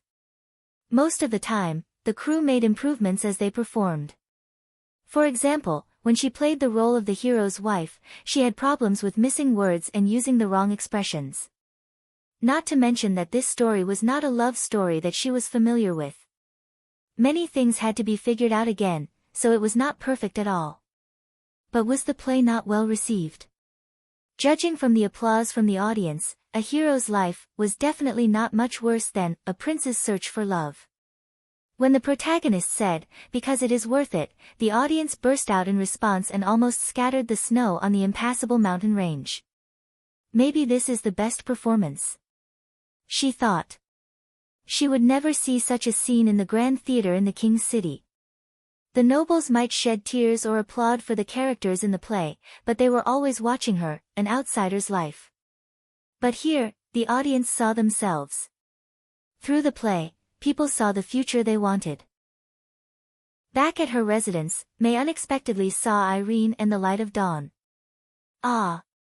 May, you've come back just in time." Irene jumped up from her seat and held her shoulders. "We've just asked Sir Carter to help us reserve a good seat. You should also come with us when the time comes." Where? What was wrong with her today? She didn't understand what people were talking about. She rolled her eyes, slapped Irene's hand away, and put the bird beak mushrooms and salted fish into the kitchen. "An artillery drill," Irene shouted behind her. "I heard it's the largest one since the establishment of the First Army. There's already a long queue in front of the City Hall. Aren't you interested?" "Not interested." May shrugged. "If you have the time, you might as well read the script a few more times. Just think of it as accompanying me, okay?" This girl was really clingy, but she couldn't find the energy to scold her. Unlike others, Irene's friendliness came from the bottom of her heart, which she had already experienced in the Longsong Theater. May was going to refuse, but she didn't know why she slowly swallowed the words that were on the tip of her tongue. Indeed, she didn't like things related to fighting at all, but sometimes fighting was not all bad and unbearable. If she went to have a look, she might be able to experience the real feelings of a soldier, so that she could be more involved in the next performance. Of course, it was definitely not because of Irene's soft pleading. I know. After a moment of hesitation, May sighed. If you insist. Huh, really? That's great. Chapter 7:16. After they left, Carter approached her and asked, "Are you really going? You don't have to force yourself if you don't want to." "Why? Don't you want me to accompany you?" "Of course not." He shook his head in a way that did not seem like something an iceberg would do. "I want to be with you all the time." Even those bitter scenes of separation and heartfelt lines were not as good as this. She had thought that it was a unique dramatic exaggeration, but she did not expect to meet such a person. May glanced at him and asked, "Oh? Then who do you want to be with more, me or His Majesty?" Well, Carter was speechless for a moment. He had probably never considered the choice between duty and love. Amused, May patted his cheek and said, "Well, it seems that my status is comparable to that of the king." Chief Knight breathed a sigh of relief and pulled his wife into his arms. His hands began to move naughtily. "Stop. It's still daytime." She was about to dispel his desire, but suddenly a sour breath rushed to her throat. "Wretch." Carter immediately stopped and asked with concern, "What's wrong? Are you feeling unwell?" May shook her head, pushed the knight away, and took 2 deep breaths. Although there was nothing wrong with her body, she still felt a little nauseous, as if something was churning in her stomach. She went to the toilet and retched twice. Apart from some saliva, she couldn't spit out anything. "I'm going to call Miss Lily." Carter was a little anxious. He put on his coat and was about to go out. Wait. May stopped him. "I don't have a cold." "But you're already like this." His Majesty's teaching materials said that the early symptoms of a cold are vomiting and diarrhea. Miss Lily's ability can quickly cure this disease. The longer you delay, the more serious it will be. "Maybe I'm not sick." "Not sick?" Carter frowned. "Then why do you feel like vomiting?" This idiot without common sense. May blushed. She had heard from some people that if they had, there was a high chance that they would have a similar reaction. However, she had no experience with this. If she made a mistake, wouldn't she laugh her head off? She was very happy to see her husband lose his composure, but she couldn't make a mistake in such a critical judgment. Otherwise, she would definitely be laughed at by him for the rest of her life. In the witch union. "I remember there's a green-haired woman who can see through things, right?" "You mean Miss Sylvie?" Carter nodded. "She can indeed see hidden things that ordinary people can't. But, she can't treat illnesses. Can you ask her to come over?" May slowly returned to the bedside of the bedroom. Although it was just a guess, she subconsciously moved her hands and feet lightly, as if she was afraid of startling the thing in her stomach. Maybe Miss Sylvie knows the reason. "You mean?" Carter finally reacted. He opened his mouth wide and his eyes lit up. He then clenched his fists and said, "I'll go find Ms. Vendy right away. If she's in the inner city, there shouldn't be a problem." After the door was closed, May gently exhaled. It was such a wonderful feeling. In less than an hour, life seemed to have a new meaning. It was just a possibility, but it made her feel warm all over. Closing her eyes, she could not help but think of Jasmine's expression when she handed the salted fish to her. That was probably the taste of hope. That night, Sylvie confirmed her guess. She was pregnant. Congratulations. The next day, Roland heard the news and patted the excited Carter Lannis. But there are still several months before the baby is born. Don't delay your work. Before the baby is born, I'll give you a long vacation so that you can spend time with her. Yes, Your Majesty. Carter said loudly with his hand on his chest. By the way, how exactly should the baby be born? Roland suddenly thought of a very important thing. Is there a midwife in Neverwinter? A midwife? Chief Knight asked confusedly, what's that? It's the person who delivers the baby. When the baby is born, someone has to, help deal with it. While answering, Roland searched Prince Roland's memory and found that the palace tutor did not teach him any relevant knowledge. You can't ask a woman to cut the baby's umbilical cord, can you? Yes, this kind of thing is usually done by the elders. Most of them have similar experiences. What if there is no such elder? Well. Carter was stunned. I'm not sure. The flourishing aristocratic families naturally had no shortage of manpower, but the commoners certainly did not have such conditions. It had only been a year since the establishment of Neverwinter. Most of the population was recruited or migrated, so the birth rate was still rare. However, once the life of the residents stabilized, the birth rate would definitely soar. It was foreseeable that from next year onwards, a large number of new lives would be born in this world every year. The problem was that Neverwinter did not have a reliable medical system so far. Roland couldn't be blamed for his negligence. This thing was also not available in other cities. When people got sick, the only thing they could do was to pray to the heavens, or take out a few silver royals to buy some strange herbs from pharmacists. Because of Nana and Lily, Neverwinter was almost free of diseases and injuries, so he had not started to establish a medical system. In his original opinion, even if technology advanced by leaps and bounds and jumped directly into the information age, the highly developed modern medicine could only be used to wash the feet of the two little girls. Therefore, this matter had been delayed again and again. But now, Roland found that no matter how backward it was, a medical system was absolutely necessary for a city of 100,000 people. For example, it was impossible for Nana and Lily to be responsible for childbirth. Not to mention that they would be too busy. Once the war with the demons broke out, they would probably have to rush to the front line, and the patients in the city would have to be dealt with by the citizens themselves. After Carter left, Roland opened his notebook and wrote down his idea of a primary medical institution. Anyway, it was a blank space, so it was better to start with childbirth. Building a hospital, training medical staff, popularizing health knowledge and the most basic treatment methods. Fortunately, these things already had a certain foundation in the First Army. As long as he modified the propaganda booklet used in the army, it could be widely publicized as part of the popular teaching materials. The first batch of medical teachers could also be selected from the First Army. Even though he knew nothing about modern medicine, Roland clearly remembered that disinfection of utensils and prevention of wound infection would play a great role in the future delivery. As for the other things, they could be studied slowly in the future. In the afternoon, he received a piece of good news. Chapter 717.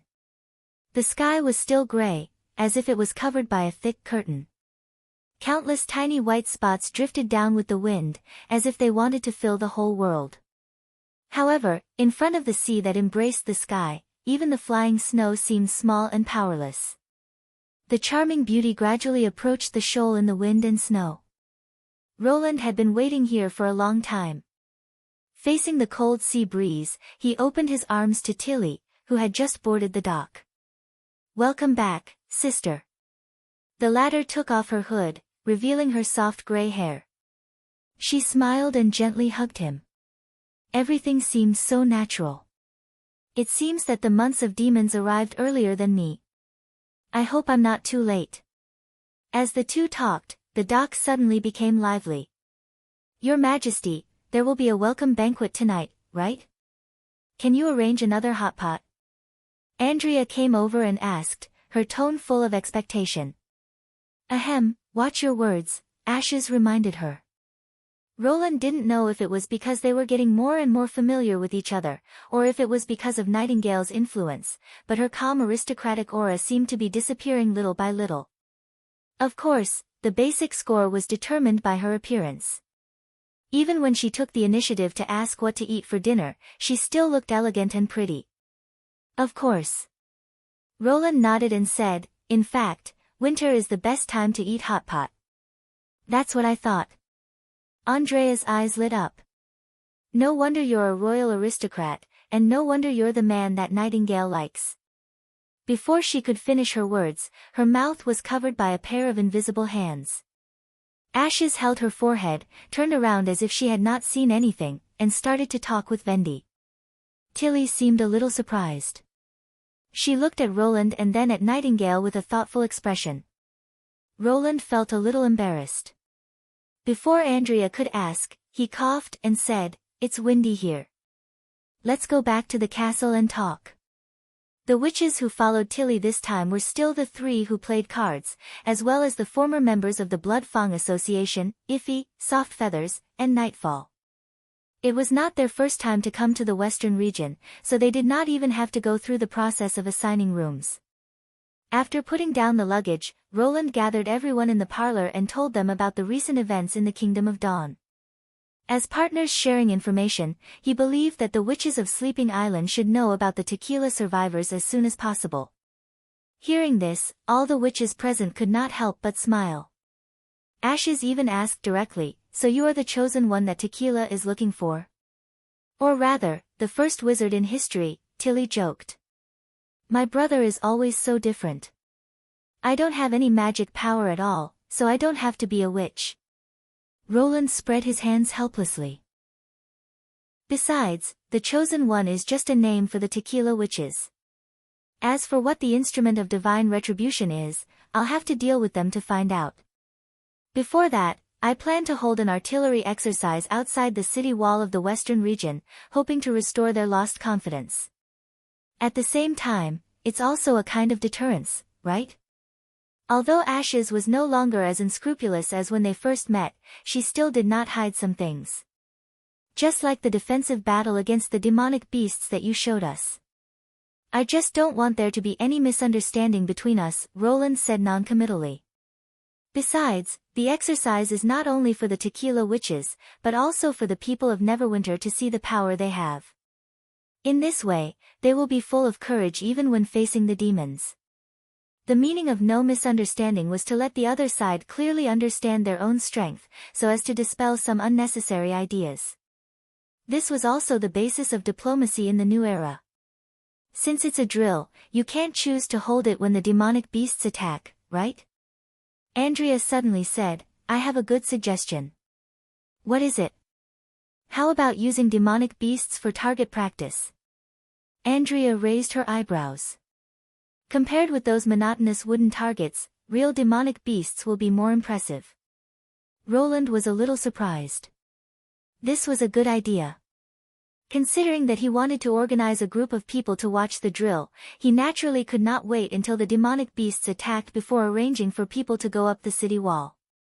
Not to mention that he was afraid of trouble, he was afraid that by the time everyone arrived, the demonic beasts would have already been blown to pieces. So in the beginning of the precision shooting session, he indeed planned to use some wooden targets, together with Soroya's painting skills, to create some fake targets. Obviously, Andrea's suggestion was more entertaining.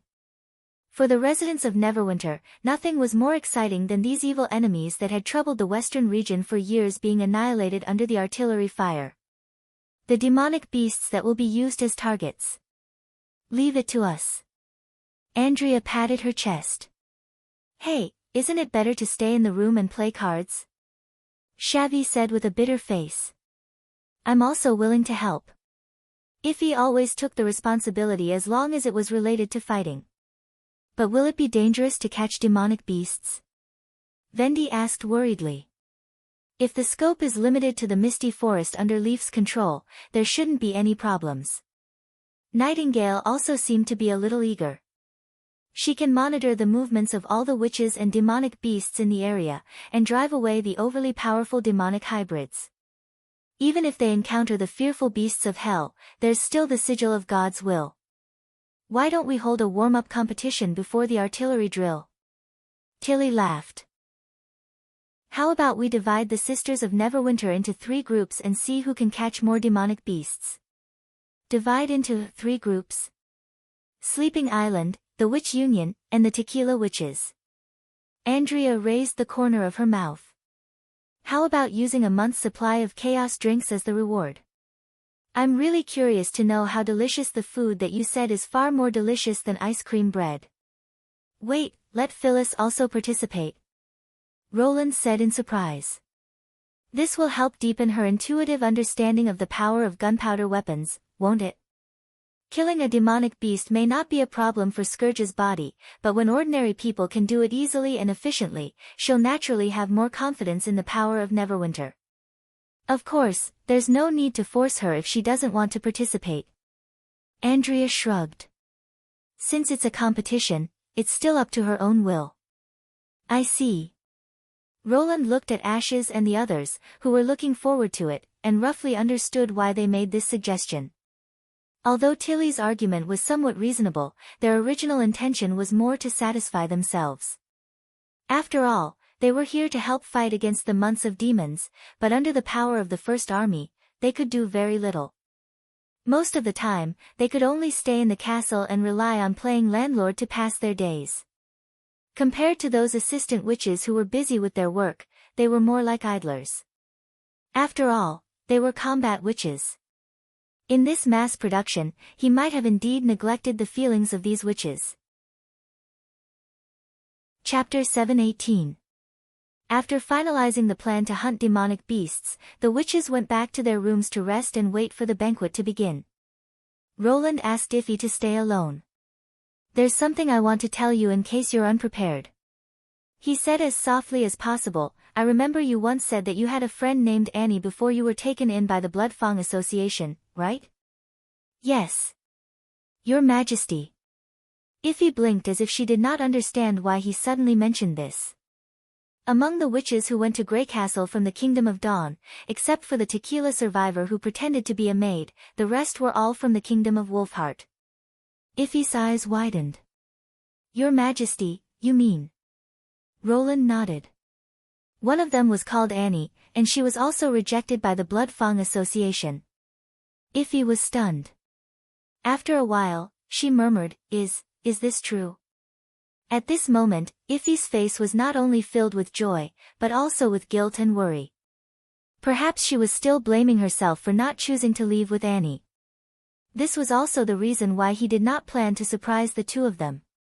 He was not sure how Annie felt about Iffy. If she bore a grudge against the witch of the Bloodfang Association who had left her, it would be awkward when the reunion turned into a fight. 3009, Roland said. What? 3009, her room number. He exhaled. At least for now, she's very close to your description. And if you want to know the answer, you can go and have a look yourself. Iffy was silent for a moment, and then bowed deeply to him. I understand, Your Majesty. Thank you. Go. Sometimes, time dilutes everything. Yes.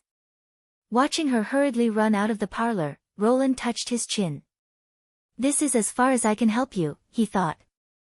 Room number 9 on the 3rd floor, room number 9 on the 3rd floor. Iffy murmured the room number while running toward the witch building, ignoring Soft Feathers and Nightfall's questioning. Passing through the snow-covered back garden and the snow-covered olive grove, she went up the stairs and soon arrived at the 3rd floor. However, the closer she got to her destination, the slower her footsteps became. The uneasiness in his heart was also growing. When they traveled together, Annie took care of her all the way to Archduke Island. However, when she learned that Annie could not join the Bloodfang Association, she did not insist on staying. This sense of guilt had been tormenting her, especially after she thought that Annie had died in the Kingdom of Wolfheart. She had been unable to sleep for a long time. In the end, she vented her hatred on the nobles. She pretended to be strong and fearless, but it was just a shell to hide the regret in her heart. But now, this shell could no longer protect her. She instinctively felt fear. What would she do if Annie didn't forgive her? Iffy stood at the door but did not dare to knock. I knew you'd be like this. A voice suddenly rang out beside her, startling her. Lowering his head, he discovered that the short underworld feathers had unknowingly appeared beside him. Twilight was also standing in the corridor, panting heavily. They seemed to be worried about her, so Iffy could not help feeling warm in her heart. Whenever it's related to Annie, you're always like a different person. You all heard it? Of course. How could we not eavesdrop when His Majesty asked you to talk alone?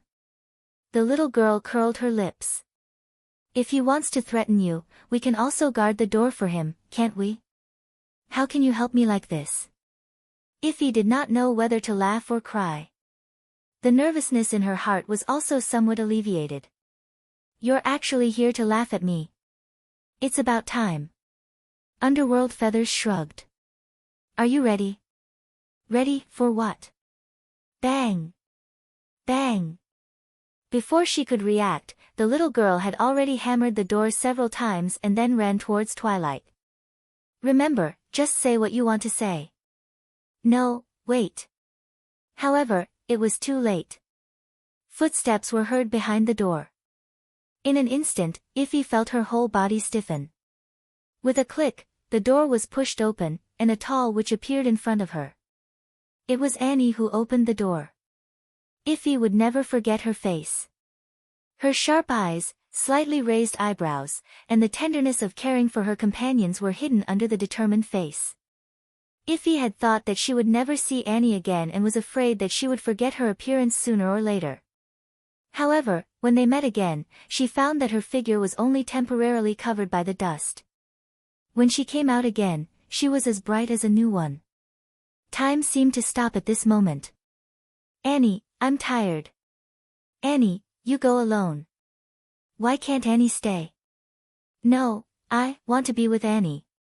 Fragments of memories kept appearing in her mind, and her outer shell collapsed. It was as if she had returned to the past and became that helpless and hesitant girl again. She wanted to greet Annie, but she could not say a word. She opened her mouth, and her eyes inexplicably became wet. In the end, Iffy could not stop this sour feeling. She hugged Annie, sobbed softly, and then burst into tears. I'm sorry, sob. Annie. I'm sorry. Beasts never cried. From this moment on, she was no longer a beast. Annie was still a little stunned. When she opened the door, she did not remember who the witch standing outside the door was. She only felt that the witch looked very familiar. It was not until the witch hugged her and apologized in tears that the experience of traveling to the Blood Fang Association reappeared in her mind. It was impossible to say that there was no resentment in her heart. Even when the Blood Fang Association tried to sell her to the nobles, part of the anger of being betrayed was transferred to Iffy. However, seeing her crying uncontrollably, Annie suddenly felt that all the resentment disappeared. At that time, Iffy was as thin as a monkey, with a face full of mud, and always looked timid. It was probably impossible for her to resist the order of the Blood Fang Association and stay regardless of anything. Annie sighed, stretched out her hands, and gently hugged Iffy. I don't blame you. Hearing this, Iffy trembled slightly and cried even louder. After an hour, she gradually calmed down.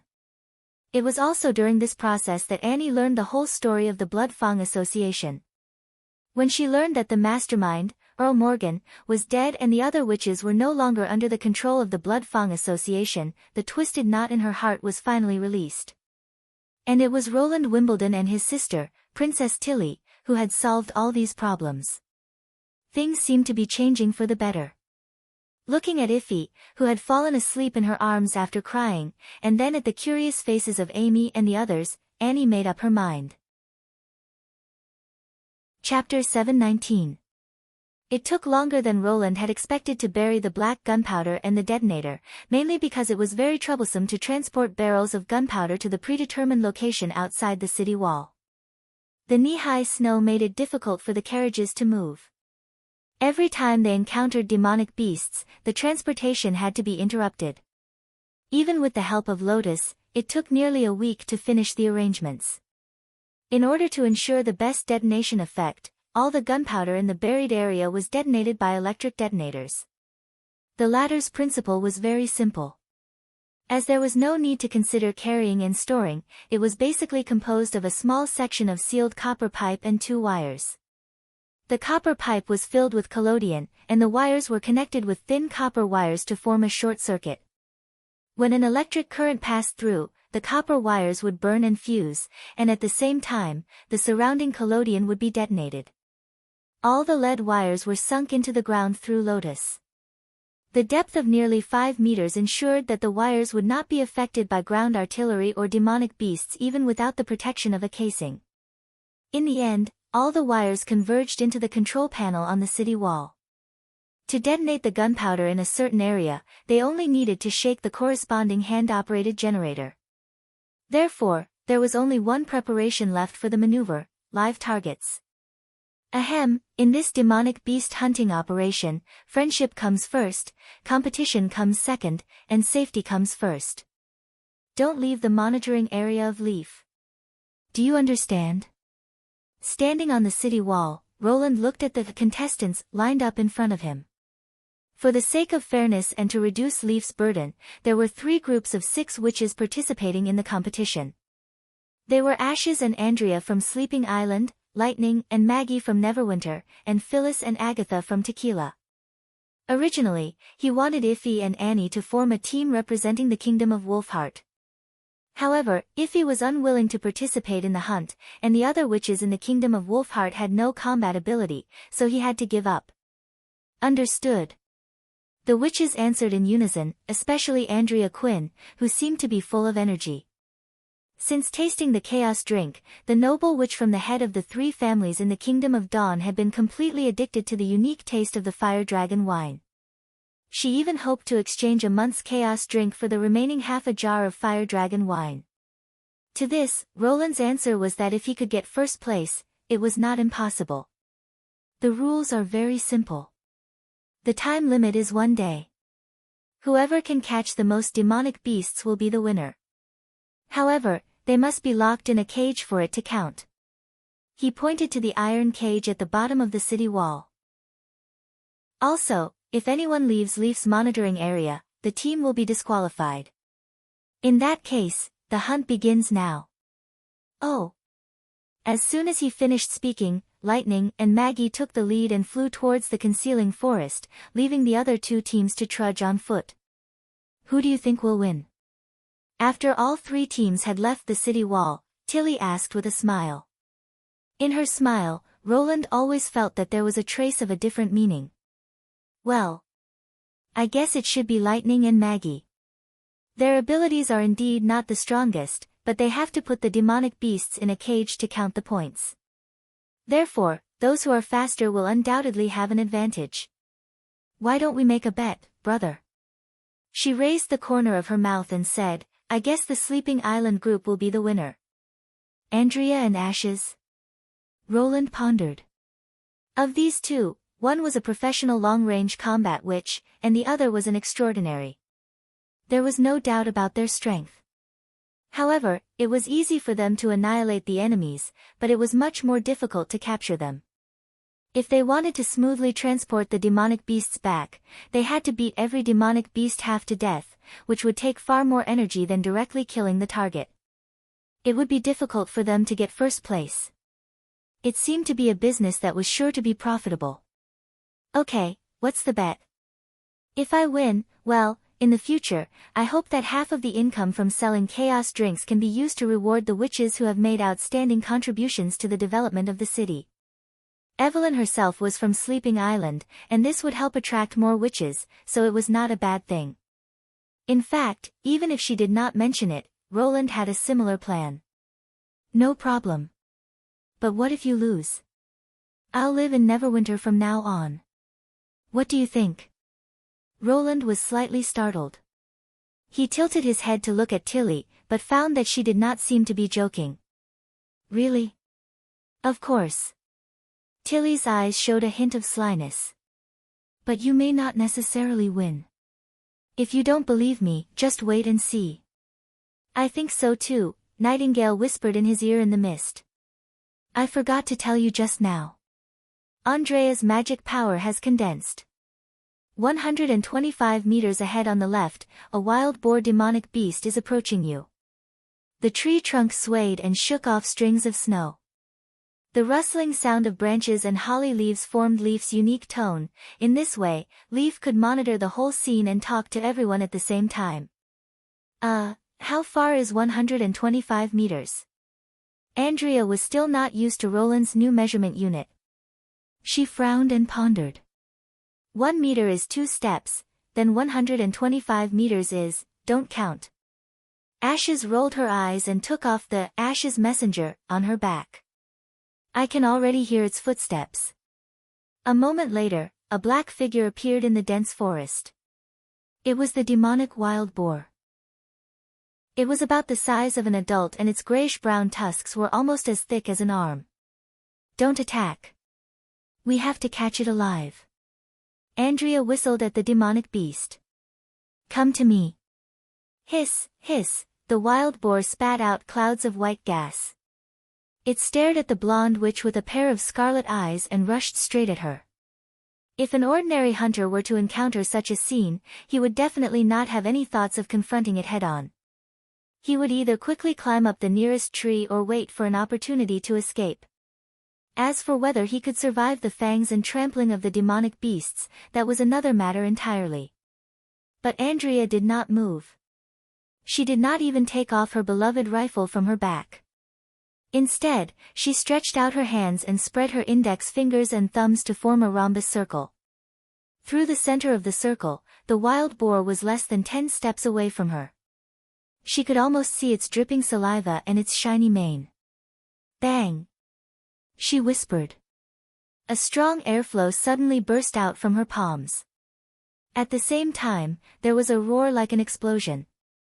The wild boar seemed to hit an invisible wall and its whole body was thrown into the air. The snow under its feet was swept away by the airflow, stirring up dense white fog. The huge body of the demonic beast flipped over twice and fell heavily to the ground. It did not even have the time to scream. Its mouth was already foaming with blood, and its limbs were twitching. This was Andrea's new ability.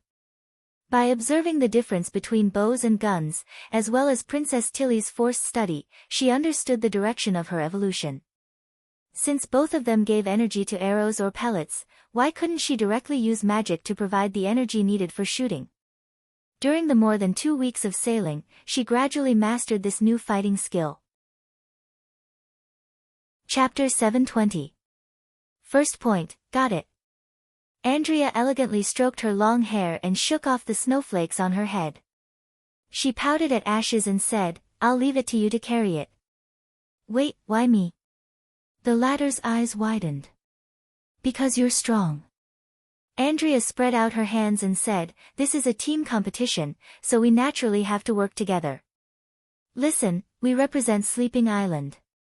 If you lose the competition because of your slow carrying speed, I'll tell Her Highness Tilly everything. An overwhelming victory. Nightingale, did you see that? Andrea proudly looked at Ashes, who was unconvinced but could only bend over to carry the unconscious demonic beast. She felt extremely happy. After all, she could not carry these heavy things. Stay here and don't move. I'll be back soon. The extraordinary put the strong wild boar on her shoulder and turned around to warn Andrea. I know. Go ahead. After Ashes left, Andrea looked up at the forest and asked, Leaf, please tell me where the next demonic beast is. On your right, 450 meters away, a snow wolf. The branches swayed. But are you not going to wait for her? Of course not. That would be too slow. Andrea thought for a while and said, About 900 steps away. I'm leaving. Please tell her my new location. Leaf was silent for a moment and said, I see. Don't worry. It's just a stupid wolf. With your reminder, it won't be able to touch me. Even if it was the giant hybrid she met last time, it could only die in front of her new ability. The original magic arrow was powerful, but the shooting range was only 10 steps. Now, as long as she had enough magic, she could shoot a projectile with the same power to a distance of 100 meters.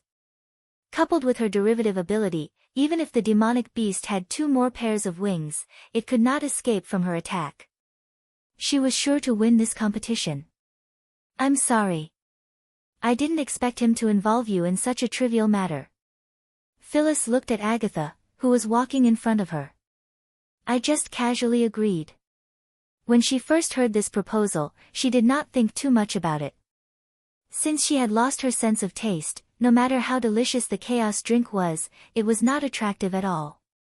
What made her agree was pure curiosity. Since she had nothing to do, she might as well take the opportunity to observe the witch union's combat ability. Unexpectedly, this hunting competition was actually a group competition, and her teammate was Agatha, the youngest senior witch in the past. It doesn't matter. Compared to staying in the lab all day studying magic stones, it's better to come out once in a while. Agatha shrugged. If I didn't want to waste time, I wouldn't have agreed to His Majesty's request. Is that so? Then, shall we just grab a few demonic beasts and bring them back to make up the numbers? How can we do that? This is a competition. But didn't the mortal king say that friendship comes first and competition comes second? That's what the others agreed to. But they don't really think so. Just by looking at their expressions, you can tell what those guys are thinking. Even if there is no chaos drink as a prize, Lightning and Andrea are not willing to lose to anyone. Agatha paused. If it was just an ordinary competition, it would be fine. But now we are the representative team of Tequila, right? Yes. For some reason, Phyllis felt that Agatha was full of fighting spirit. In that case, we have to win the competition. Agatha stopped and ice crystals condensed in her hands. Leaf's voice sounded almost at the same time. Behind you, 200 meters away, a wolf-eagle hybrid is approaching quickly. Phyllis took 2 steps back and looked at the white snow forest behind her. With a long howl, a slender white-furred monster appeared in the snow. When it spread its wings, it looked like it was gliding on the ground, and its running movements were minimized. It was no wonder that she did not notice the enemy approaching from behind. The temperature around Agatha dropped sharply, and the snow suddenly turned into a hard ice surface. As the enemy approached, she threw out the sharp ice crystals in her hands, forcing the hybrid to dodge, and then lost its balance on the smooth ice. The senior witch glided lightly to the monster's side as if she was walking on flat ground. She pressed her hands on its fur and instantly turned it into half an ice sculpture. Her fighting style is as smooth as flowing water. No wonder she is a genius of tequila, Phyllis thought in admiration. Although Agatha was a member of the Quest Society and had not experienced a real battlefield, it could still be seen that she had put a lot of hard work into combat training. In particular, she combined her footwork with her ability to form a field where she could take the initiative. If she fought with her on the ice crystals, she would inevitably be under her control. How did you find it? Phyllis asked curiously. I summoned a thin piece of ice under my feet. As long as something steps into the snow nearby, I can detect it. I see. She looked at the hybrid whose body was covered with ice crystals and only its head was exposed. Shall I drag it to the city wall now? Just leave it here. It won't freeze to death for a while. We'll catch a few more and bring them with us. Agatha waved her hand. We have to find the next demonic beast as soon as possible. She was serious. Phyllis realized that this young senior witch really wanted to win the game. Was it because she represented tequila? So in future negotiations, would she lean towards Neverwinter or the tequila survivors? This question made Phyllis feel uneasy. After a few steps, she could not help but say, Lady Agatha, don't call me that, just call me by my name. Agatha turned around. You said before that tequila witches are no longer divided by their abilities, but everyone gets along equally? Yes. Ever since Lady Eleanor sacrificed herself, the number of surviving companions has dwindled. Everyone has gradually come to a consensus. Regardless of whether it's the Union's high-level ascendants or the most ordinary original witches, there shouldn't be any barriers of identity. Every witch is equally important was proposed by Pasha. There's no exception for me. She nodded. Seeing the members of the Witch Union call each other sisters, sometimes I feel that they're the heirs of the new era. I see. Phyllis hesitated. Can I ask you a question? What do you think of the Tequila Witches and Neverwinter? What you want to ask is, which side am I loyal to? Agatha stopped. Phyllis did not avoid her eyes, which was very important for them. I'm loyal to my own beliefs, she replied. Beliefs? Chapter 721. The snow forest suddenly quieted down, with only the occasional sound of the wind brushing through the treetops above their heads.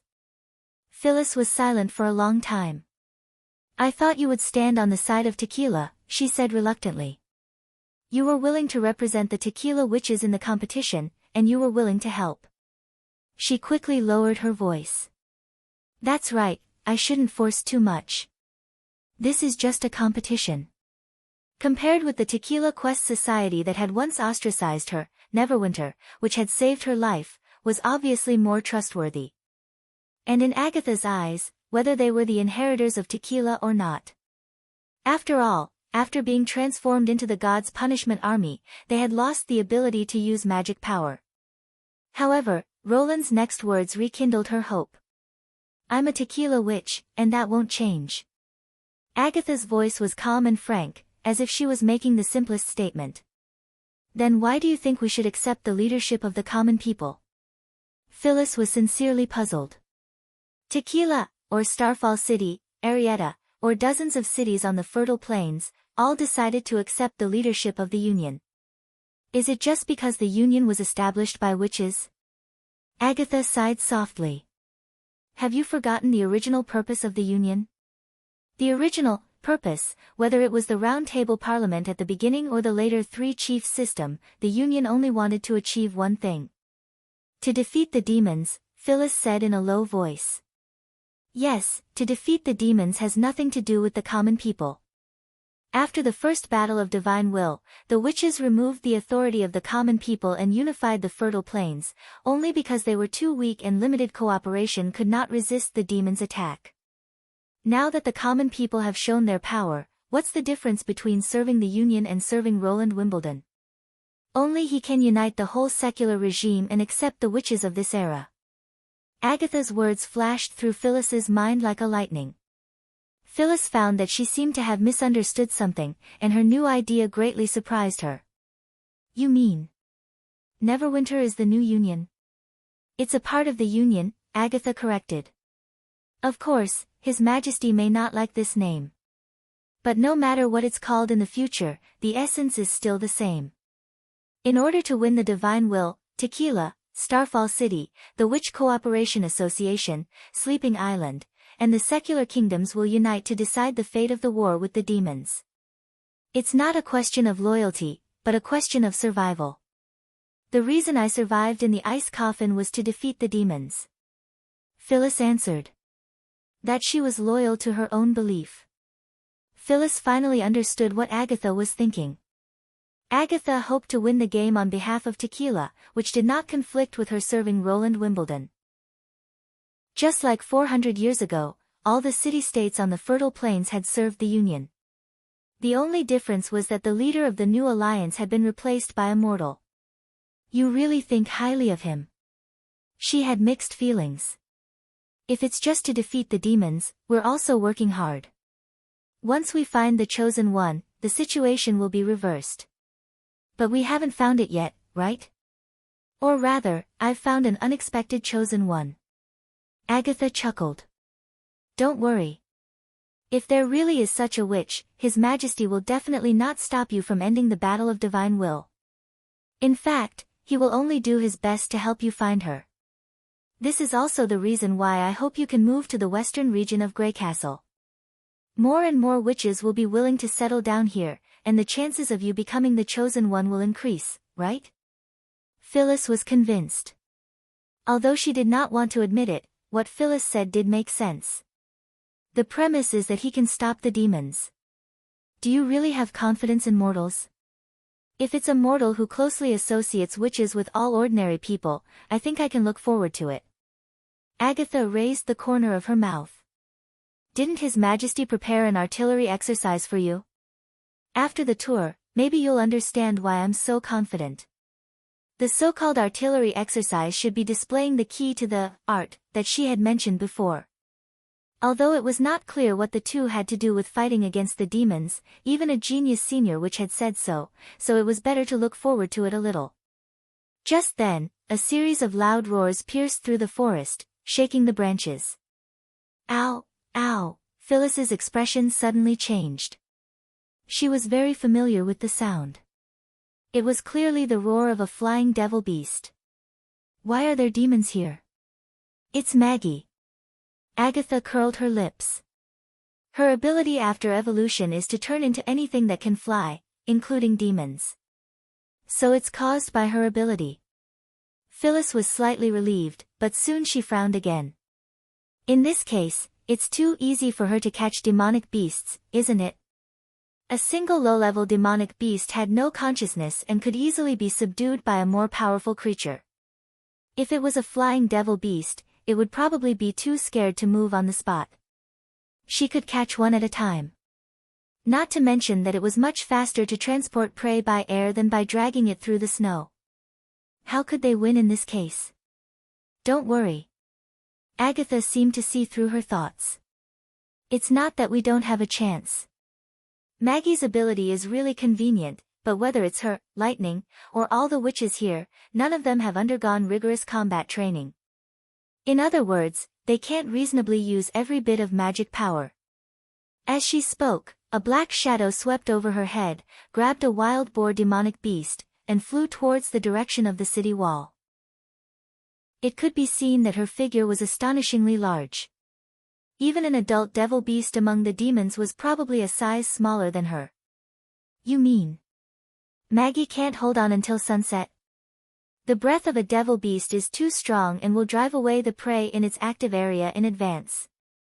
In this way, it's very likely that she will first turn into a pigeon and search for targets with lightning, and then suddenly turn into a devil beast to catch demonic beasts. Transformation is a process that consumes a lot of magic power. When the magic power is exhausted, it will be difficult for lightning to maintain a high efficiency of capturing demonic beasts. Agatha smiled. So you'll be the next demonic beast. I'm only responsible for restraining its movements. Phyllis's eyes lit up. For them, learning how to squeeze every bit of their potential was a necessary lesson in combat.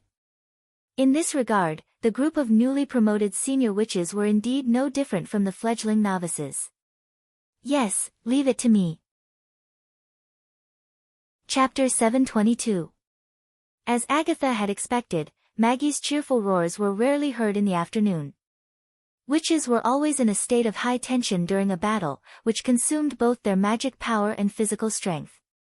Therefore, in the combat training of the Union, how to seize the time to relax and restore physical strength were the most important contents. After all, in the face of swarming demons, the only way to survive on the battlefield was by relying on reasonable rotation and teamwork. Therefore, when Phyllis drove and lured the demonic beasts away, Agatha would sit on the side and take the opportunity to rest until several demonic beasts gathered together. At noon, she would also eat snow and dry rations to cope with it, almost without stopping for a moment. After sealing 3 or 4 demonic beasts in ice, Agatha would solidify the snow into a smooth piece of ice and quickly send the prey to the city wall of the western region by gliding. As the gray sky gradually darkened, Leaf informed them that the competition was over. When they returned to the starting point, they were surprised to find that there were more than 100 demonic beasts locked in wooden cages, including 30 hybrids. The largest wolf-bear hybrid was almost as tall as the city wall and had limbs as thick as stone pillars. Even the God's Punishment Army and devil beasts would find it difficult to carry it. Which team caught it? Phyllis did not show any change on the surface, but she was a little disappointed. After all, the two of them had achieved the best result. She had thought that the result of catching 22 small and medium-sized demonic beasts was outstanding enough, but now it seemed that they were probably the team with the lowest score. The question was, how did the other two teams catch so many demonic beasts? Thank you. Vendi walked to the front of the team and was relieved to see that everyone was safe and sound.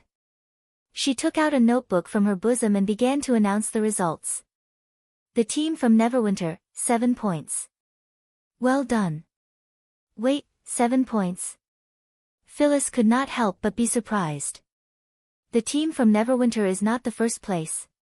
Did the 2 from Sleeping Island manage to capture the remaining 80 demonic beasts? It's all Maggie's fault. Lightning put her hand on her forehead and said, if she hadn't robbed a winter eagle's nest halfway and spent 2 hours roasting its eggs, we would have been able to catch a few more. You were the one who asked me to go, coo. The pigeon on top of the little girl's head pouted. And you ate the most after the roasting. You even went to pick a handful of bird beak mushrooms, saying that the taste of bird eggs with mushrooms was even better, coo. Anyways, it's good that you're back safely. Next up is the Sleeping Island team, 15 points. As expected of Ashes, Vendi continued. She's just an errand girl, Andrea sighed. I was the one who knocked down all the demonic beasts. It's a pity that we didn't encounter enough monsters, and she couldn't run fast enough. Ashes glared at him. Why don't you try carrying the wild boar and running 15 rounds in the snow? Only muscular barbarians are suitable for this kind of thing. That's still better than someone who can't even stand up to the wind. You. Ahem.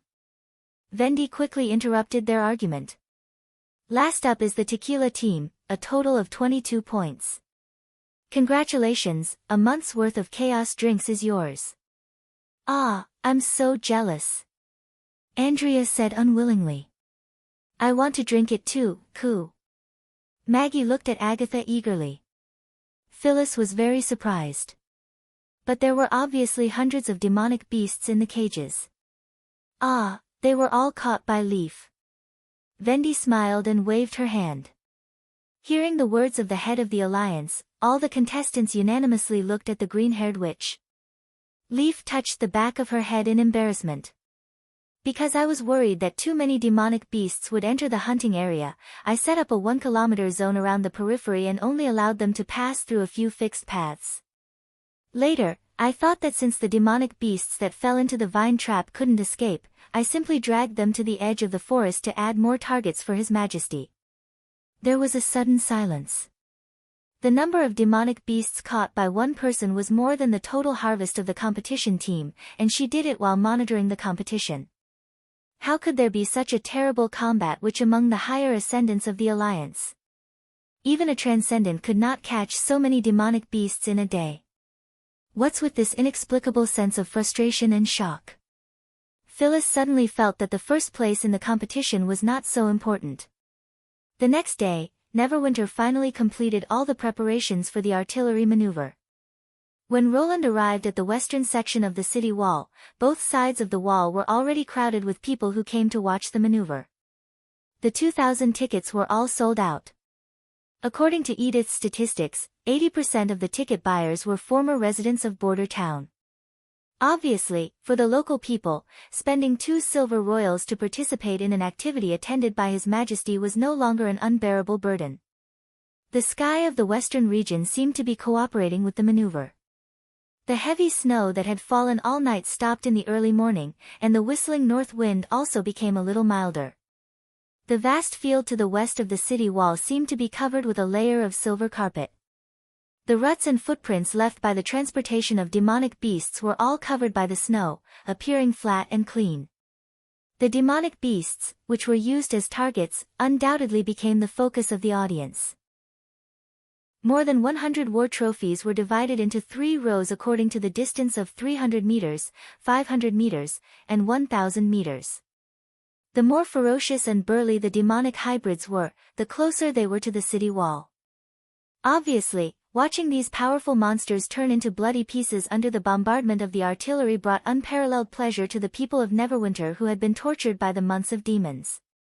As for the slightly smaller ones, they were all used as embellishments for the buried gunpowder. Anyway, the distance was relatively far, so there was no need to see so clearly. Instead, the quantity was more important. In the last row, the cages that imprisoned the demonic beasts were arranged in a rectangle with a length and width of nearly 100 meters, waiting for the brightest light. Your Majesty, The artillery battalion of the First Army is ready. Iron Axe climbed up the city wall and reported loudly. Roland exhaled a mouthful of white air and turned to look at Echo beside him. Play the platoon march. Yes, Your Majesty. As magic power spread out from Echo's fingers, the loud and familiar music instantly rang through the whole section of the city wall.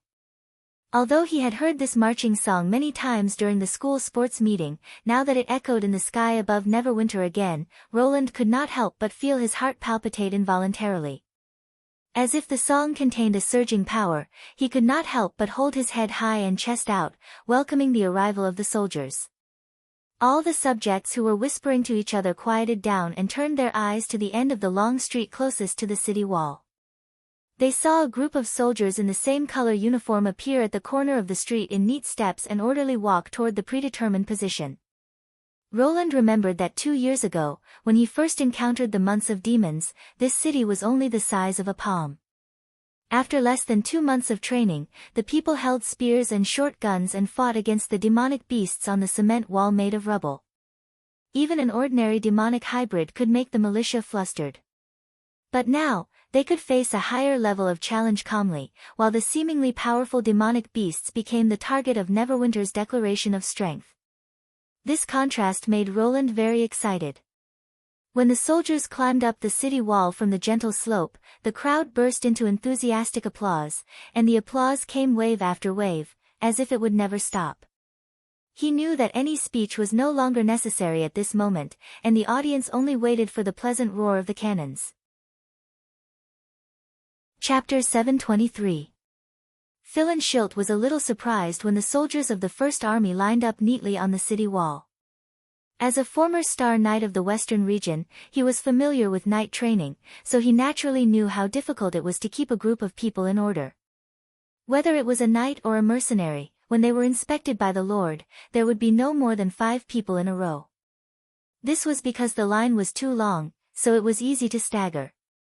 In the eyes of the crowd in the distance, it looked like a mess and was really an eyesore. The more people there were, the more difficult it was to control. However, this group of soldiers had more than 100 people, and there were more than 10 people in each row. Coupled with the uniform color clothes and the bright ribbons in front of their chests, they looked like a moving phalanx. This visual impact made Philin feel an unstoppable momentum. Once they could maintain the formation, the advantage of having a large number of people would be vividly reflected. This could also be seen from the enthusiastic response of the crowd around him. Look at the 3rd row, that's my child. They're walking so orderly. It's almost like they're one person. If it were a battle between 2 armies, I'm afraid the enemy would be scared out of their wits at the sight of this formation. I think they should run away at the sight of His Majesty's name. What's the name of this song? I don't know, but I feel full of strength. That's the magic effect of Miss Echo. It's a pity that May can't see this scene with her own eyes. Irene said, holding the Light of Dawn's arm. If it were her, she would definitely be able to reproduce this exciting scene in a play. She's pregnant, so of course she can't stand on the city wall with you in the cold wind. Philin shook his head with a smile. Don't worry, there will definitely be more opportunities in the future. I bet there will only be more and more such activities in the future. Whether it was the knight's inspection or the artillery drill, they were all means for the Lord to show his strength. The strength that Neverwinter had accumulated so far had already exceeded everyone's imagination. His Majesty still had a lot of territories to conquer. With such a team, it would not be surprising if he could bring all 4 kingdoms under his rule. In order to convince people, such a display was naturally necessary. Do you want to join the team, my dear? She asked abruptly. What? The Light of Dawn was stunned. I can feel it. Irene smiled at him. Your heart is beating so fast now. Is that so? Philin exhaled a breath of white air. So that's how it is. Even if my father didn't say that, I probably wouldn't be a teacher for the rest of my life. Sir Schilt was right. If he really loved books so much, he wouldn't have decided to become a knight and become a household name, the Light of Dawn. The army was the most suitable place for him. He wanted to follow the first army and become His Majesty's sword. He wanted to fight everywhere and expand the kingdom's territory to an unprecedented level. Although His Majesty had said that a knight who surrendered would never have the chance to pick up a weapon again, according to his father, there were other ways to join the First Army. I wonder what the advisor department of His Majesty is like now. He stared at the artillerymen entering the firing position as if he was looking at himself in the future. The music stopped. It was an instruction to prepare to shoot. Van ordered the artillerymen to aim at the target. The 6 Longsong cannons placed on the widened area of the city wall lowered their barrels and aimed at the cage 300 meters away. At this distance, the cannonballs would almost not fall but would fly in a straight line toward the target. Since the demonic beasts' bodies might not touch the fuse, the accuracy of the muzzles was lower so that the cannonballs could hit the snow under the cage. Holy sh*t, this guy is so ugly. Narsen whistled. The cannons he was in charge of were aiming at a large wolf-bear species. The latter seemed to have sensed that something was amiss and struggled to break free from its shackles. Its massive body slammed into the cage, causing it to sway non-stop. Be serious. Van frowned and said, this isn't the usual training. Everyone is watching us. I feel a little nervous. Cat's Claw's voice was slightly stiff. Being stared at by so many people makes me want to pee. Many people felt the same way. Yeah, it's even more uncomfortable than when we faced the charge of the Duke's Knight Regiment. If we miss it, we'll be laughed at by the whole city. Just do as we did in the previous training. Cut the crap. Van glared at Cat's Claw. Remember not to confuse a live bullet with a headless one. If something goes wrong, you'll be put in detention. Now, load. After entering the loading process, the scene suddenly became busy. No matter how they felt, the long-term training had made them all familiar with their movements, and they could complete the operation even with their eyes closed. Compared with the 12-pound field artillery, the 152mm Longsong cannons were loaded much faster. When all 6 cannons were ready, Iron Axe's countdown came from the top of the city wall. 10, 9, 8. The noise of the audience stopped abruptly, as if they were waiting for the moment when the muzzle burst out with fire and thunder. However, Van was unexpectedly calm. Looking at the crazily roaring demonic beast in the cage, he thought of his brother who died of hunger and cold in his arms 4 years ago. He thought of the days when he trained day and night just to eat one more egg. He also thought of the days when he held a spear and fought with demonic beasts on the rubble city wall. The changes in the past few years were still vivid in his mind. 5, 4, 3, he was originally just an ordinary miner in the old neighborhood of Border Town. It was not until His Majesty said, I have faith in you. Do a good job.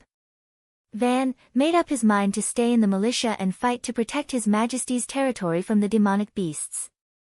But even so, he did not expect that he would come to this point today.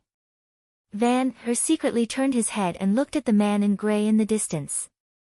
Roland Wimbledon was the reason why he was so calm. As long as His Majesty stood behind him, no matter what kind of enemy he faced, he would not take a step back. 2, 1. Fire! Fire! Van waved his arm fiercely. The 6 Longsong cannons spewed out long flames and smoke at the same time. The huge roar turned the snow on the wall into flying white mist.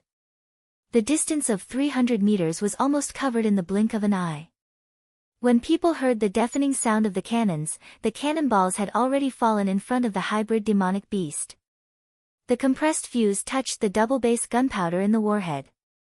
In a flash, 6 mud columns rose from the snow and tore the wooden cage into pieces. The seemingly strong body of the demonic beast was like a piece of paper in front of the raging airwaves. Wood debris mixed with steaming flesh and blood rushed into the sky.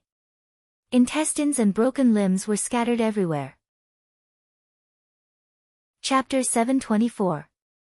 According to Roland's plan, once the bombardment started, it would not stop. First, 5 rounds of volleys would turn the first row of 20 demonic beasts into powder. Then, it would be free shooting time. Using the rapid firing of blanks and the detonation of black gunpowder, it would create an imposing manner as if thousands of cannons were roaring. Therefore, when the continuous shooting sounded, the atmosphere on the scene ushered in a new high. The explosions set off smoke and dirt in an endless stream, and the area within 500 meters of the city wall looked like the end of the world. Occasionally, some cages were smashed by flying stones, and the demonic beasts in the cages that could still move reacted not to rush to the city wall, but to turn around and flee. Fear overcame their bloodthirsty instincts. However, very few of them could escape from this land of death. Under the strong shock waves gushing out of the ground, their internal organs had long been ruptured and displaced, and their eardrums and eyeballs had lost the function of perception. Most of the demonic beasts fell to the ground before they could go far, and then they were engulfed by the newly detonated explosives. This is nothing. You haven't seen the war with the church. Andrea covered her ears and proudly said to the stunned witches in the kingdom of Wolfheart, although there were only 2 cannons at that time, there were hundreds of flintlocks and smaller iron cannons. Their opponents were not demonic beasts in cages, but the swift and powerful God's punishment army. When the battle was at its most intense, the whole open space was filled with flying projectiles, and as long as you exposed your head, you would die. Compared to this, that was a real war. Is that so? Amy looked shocked. No wonder they lost, Hero sighed. This is not something that humans can resist. Seeing such a scene, aren't you afraid at all? Broken Sword looked at Andrea with admiration. Taking advantage of the gap between the explosions, Andrea elegantly combed her fluttering long hair and said, "Of course, you'll get used to it after seeing more. I witnessed the whole process of the war, and I even killed 2 God's punishment army soldiers with my own hands." She completely forgot that when she climbed the city wall for the first time, she was also full of surprise and disbelief like them. Now, she somewhat regarded Neverwinter as her second home. Even when talking about these weapons, she could not help but speak with a sense of pride. Compared with most witches who just watched the fun, Phyllis was much more observant. When the first row of demonic beasts was blown to pieces, she did not pay much attention to it. At this distance, the spears of mad demons could also threaten the soldiers on the city wall. Facing the bone spears falling like a storm, even if these to be called longsong cannons were amazingly powerful, how long could the common people who manipulated them last? But when the cannons turned to the second row of cages, her expression finally changed. Could it be that the mortal king's intention in arranging the demonic beasts was to let the explosion spread further away? The last row of cages was almost 1,000 feet away. If the longsong cannons could hit that area, it would mean that their range was almost equal to that of the siege beasts, but their lethality would be far greater.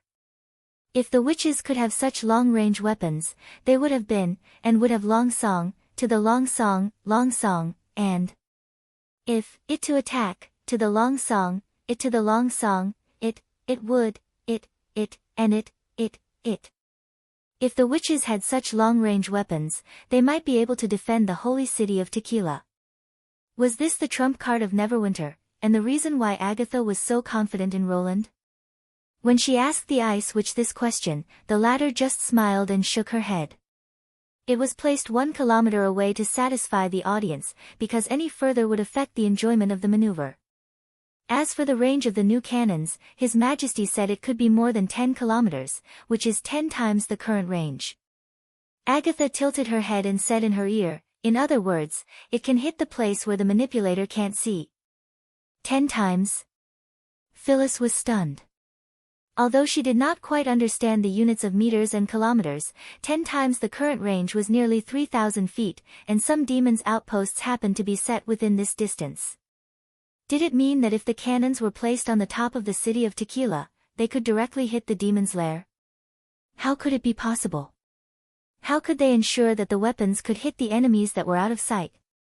Seeing that Phyllis was a little stunned, Agatha continued, "But it's not easy to hit the enemies that far. It requires a lot of calculation and improvement of the aiming device of the cannons. I heard that those astrologers are studying this." His Majesty seems to want to write a shooting list that can calculate the landing point of the cannonball according to the data before firing. Even if the enemies are several kilometers away, they can accurately hit the targets. Are you sure? Phyllis clenched her teeth. Doesn't that mean that as long as we build a few more cannons like this, the demons can't even get close to the city wall? Yes, His Majesty called this method of attack, cleaning the ground. Agatha shrugged. It probably means cleaning the dirty things on the ground. Although it's a little hard to pronounce, it's quite appropriate. Well, do you know how to make cannons? Phyllis hesitated and whispered into Roland's ear. Roland took a deep look at her and waited for a new round of explosions to pass before he said, I know what you want to say. Some of the materials for the cannonball were indeed provided by me, but it's far more than 1 or 2 people can make them. Even witches can't do it. Far from enough. Do you know how many common people are working in the chemical plant in Neverwinter? Nearly 2,000, and the number is still increasing. Agatha sighed. But what they've done is just turn acid, grease, and gas into explosives. The production of cannons is a completely different system. There are more than 3,000 people in the mine and smelting factory, and more than 1,500 people in the processing factory. After the cannons are made, there must be corresponding maintenance and use personnel. Even in the age of tequila, how many common people did the Union have? Phyllis fell silent. When Arietta and Starfall City fell one after another, the human territory retreated to a corner of the plain, and the surviving population also plummeted. When Tequila was the only one left, the number of common people controlled by the Union was only about 30 to 40,000. However, they were responsible for supporting the combat witches, logistics, and maintaining the operation of the city, so they could not spare so many people to make Longsong cannons. If Agatha did not lie to her, even the Tequila at that time could not do this, let alone the witches who were hiding in the underground labyrinth. At this moment, the sound of cannons suddenly stopped. The first 2 rows of demonic beasts had completely merged with the snow and turned into a pool of blurred flesh and blood. It was terribly quiet around the city wall. No one spoke at the scene. They all stared at the farthest row of cages, as if they were waiting for something. Phyllis looked at Agatha in confusion, and the latter smiled at her. The key is here. Chapter 725. There was no sun in the months of demons, which had never changed for thousands of years. The sky was always a gloomy gray curtain, and when people looked up, they could always see snowflakes drifting with the wind. The only difference was the size. In today's weather, 1 or 2 snowflakes would occasionally fall, and it would be regarded as the end of the snow, but most of the time, the white spots would occupy the entire sky and fall densely on the white ground. Therefore, this white light was particularly dazzling, and the glow that broke through the ground instantly illuminated the surrounding snow, as if the gray world was a little brighter. Phyllis could not help holding her breath. Her sight seemed to be fixed at this moment, and everything seemed fast and slow. The light soon dimmed and turned into an orange-red fireball. With this change, the ground hundreds of feet away was arched up. This was definitely not an illusion. She clearly saw that the flat snowfield bulged up, forming a gentle arc, as if the snow was not pressing down on mud and rocks, but flowing water that could change its shape at will. At the top of the arc was the red fireball, which was still rising, as if it wanted to break free from the shackles of the earth. Then it did. The next scene almost happened in the blink of an eye. Smoke and flames erupted from the ground, tearing the curved ground into pieces. The fireball soared into the sky, and the billowing black smoke rushed up dozens of feet, unfolding in front of her vision into a high wall that blocked the sky and the sun. Both the cage and the demonic beast turned into flying ashes in front of it. Until then, the earth-shaking roar reached her ears, and at the same time, it brought a heart-palpitating tremor. In an instant, the earth shook and the mountains shook. Phyllis subconsciously grabbed Agatha, opened her mouth, and wanted to say something, but was blocked by the oncoming airflow. The spectators on the city wall were also blown off their feet. It took a while for them to recover from the incredible explosion. There were no cheers or applause. Everyone was dumbfounded by this scene. The only thing they could do was to look up at the wall of smoke that continued to rise. Is this the key? She swallowed a mouthful of saliva. Mortals had actually grasped such terrifying power.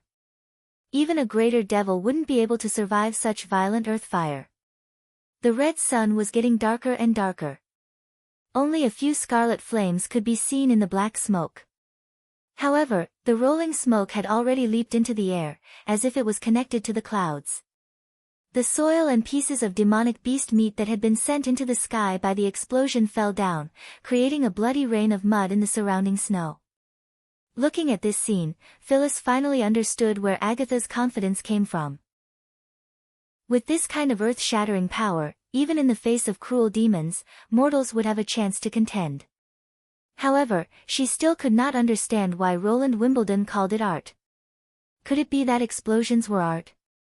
Retnine was completely intoxicated by the cold wind filled with the smell of gunpowder. The roar had completely awakened his desire. So this is chemistry. So this is chemistry. He looked at his companions, Rayleigh and Archer, the former chief alchemists of the king's city, and found that their eyes were shining with the same light. This kind of radiance was incompatible with their aging appearance. He vaguely remembered that he had only revealed this kind of radiance when he entered the alchemy workshop at the age of 10 and was officially accepted as a disciple. Retnine felt that he had finally found the direction that he had been pursuing all his life. That was to attract everyone's attention like the sun. Only chemistry could achieve this. Unfortunately, he was now nearly 50 years old. If he had seen this scene 20 years earlier, he would have understood the power of chemistry earlier. It was not the fire and smoke produced by the burning of coarse snow powder, but the purer light and heat. Fortunately, he finally knew it now. Looking at the astrologers who were still dumbfounded, Retnine could not help but smile. From now on, there would only be one name in the school of sages, while the other would be completely forgotten. He wanted everyone to feel the power of the explosion and praise the greatness of chemistry. Thinking of the many chemical explosive plans in intermediate chemistry, he could not help but want to immediately throw himself into the experiment. What are you waiting for? Let's apply for a laboratory from Kyle Sichi. That's what I thought. The three of them opened their mouths and made a suggestion at the same time. Retnine looked back at the column of smoke that lingered for a long time and then walked toward the laboratory. Now do you understand why I want you to stay in Neverwinter? Edith stroked Cole's head. The latter was silent for a long time and then said in a dry voice, because of this? It was obvious that he was frightened by the powerful explosion. His face was still a little pale, and he tightly grasped his sister's arm with one hand. Because no one can resist Roland Wimbledon, Edith said slowly. The feudal nobles are insignificant in the face of such power. As long as he wants the kingdom to become, the kingdom will become that way. He said that he doesn't need the nobles.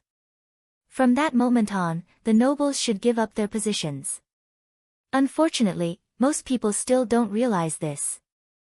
Although she said it was a pity, there was not a trace of regret on the Pearl of the Northern Region's face. She even seemed to be gloating. Cole Kant pursed his lips and said, "We are also nobles. But we're no longer feudal nobles." Edith led him to the battlement. At this moment, people were gradually leaving the city wall, and the surrounding area was much more spacious. Cole could clearly see the charred ground in the distance, which looked like it had been plowed.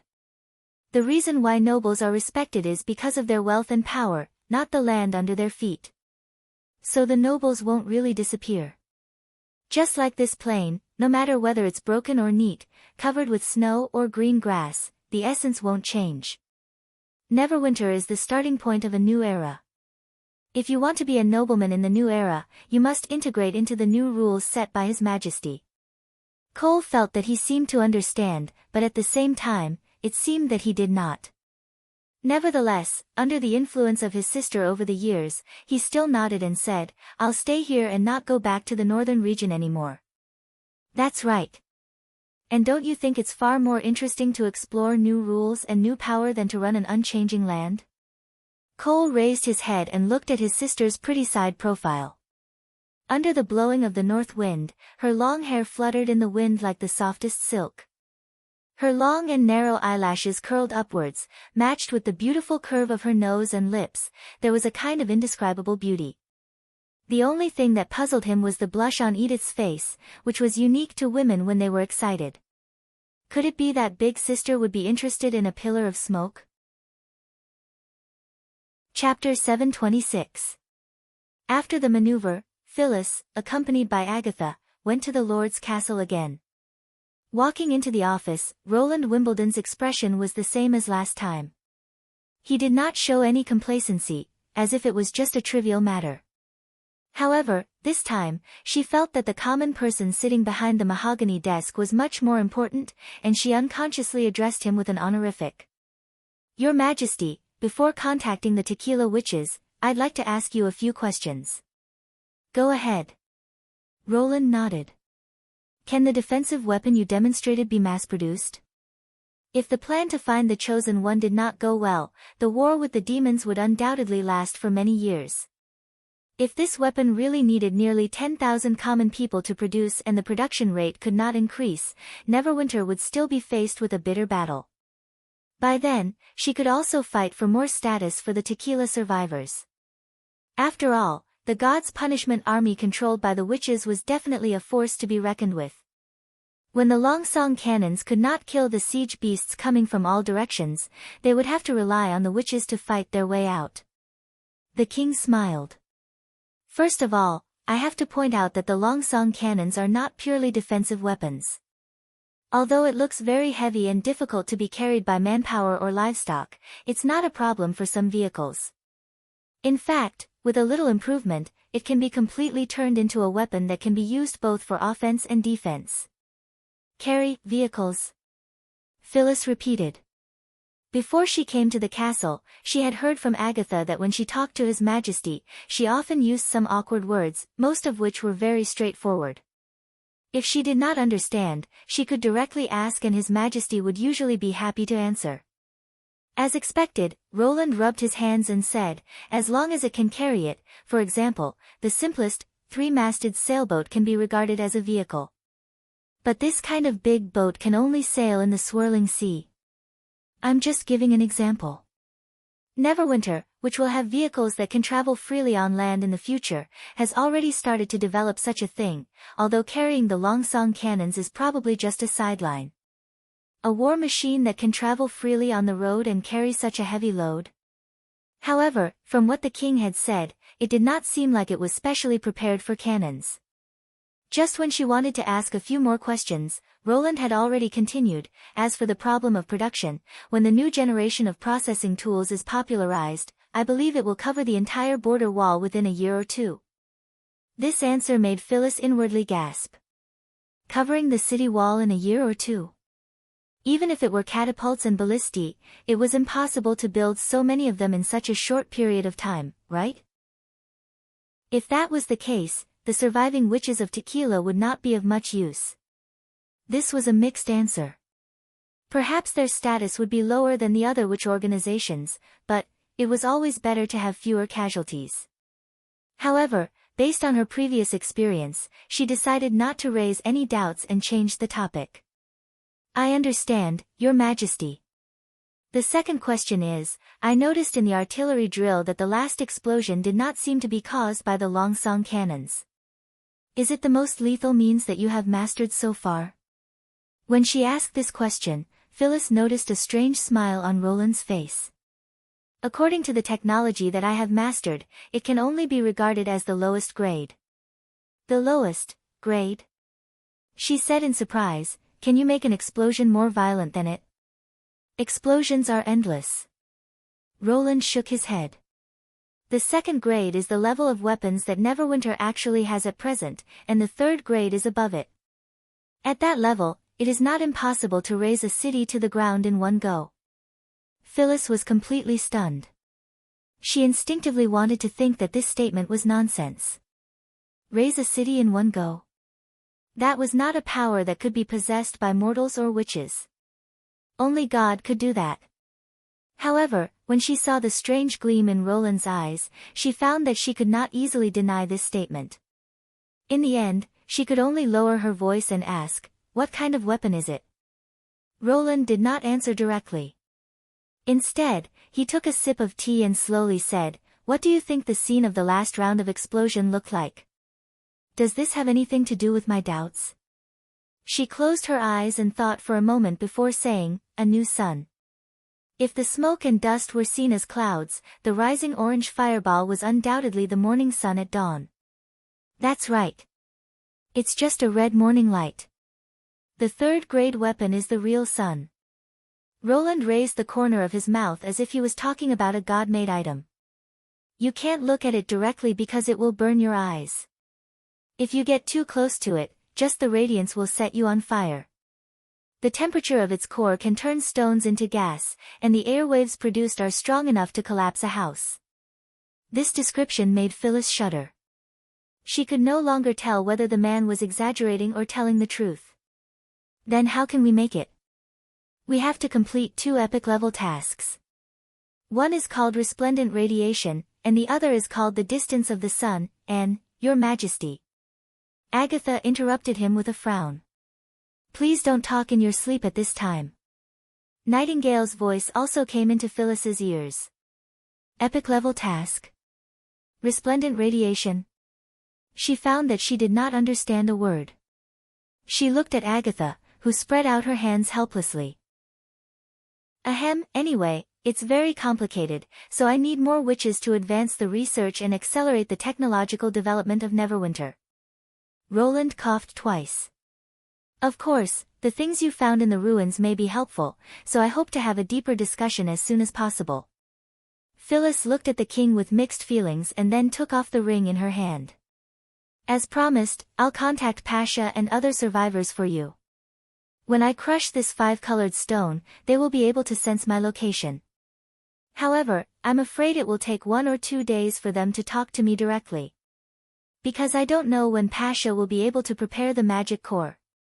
Can we talk anywhere? Yes, but if conditions permit, it's better to talk in a spacious place. Well, then crush the magic stone in the reception hall, so it'll be more formal, Roland said to Agatha. Take her there. Yes, Your Majesty. After leaving the office, Phyllis took a deep breath. Chapter 727. The effect of the artillery exercise was much better than Roland had expected. In the last round of explosions, 70% of the total reserve of black gunpowder was detonated underground in one go, causing a sound no less than that of roadside bombs in modern times. When subcontracting the burying, he suddenly had an idea to mix some aluminum powder into the gunpowder. As a result, the fireball was even more dazzling, and the moment it rushed out of the ground, it even had a bit of a sunrise. This explosion basically announced the change of the First Army's weapons from black gunpowder to chemical gunpowder. As for the distance between the third level of the sun, he could only imagine it in his mind.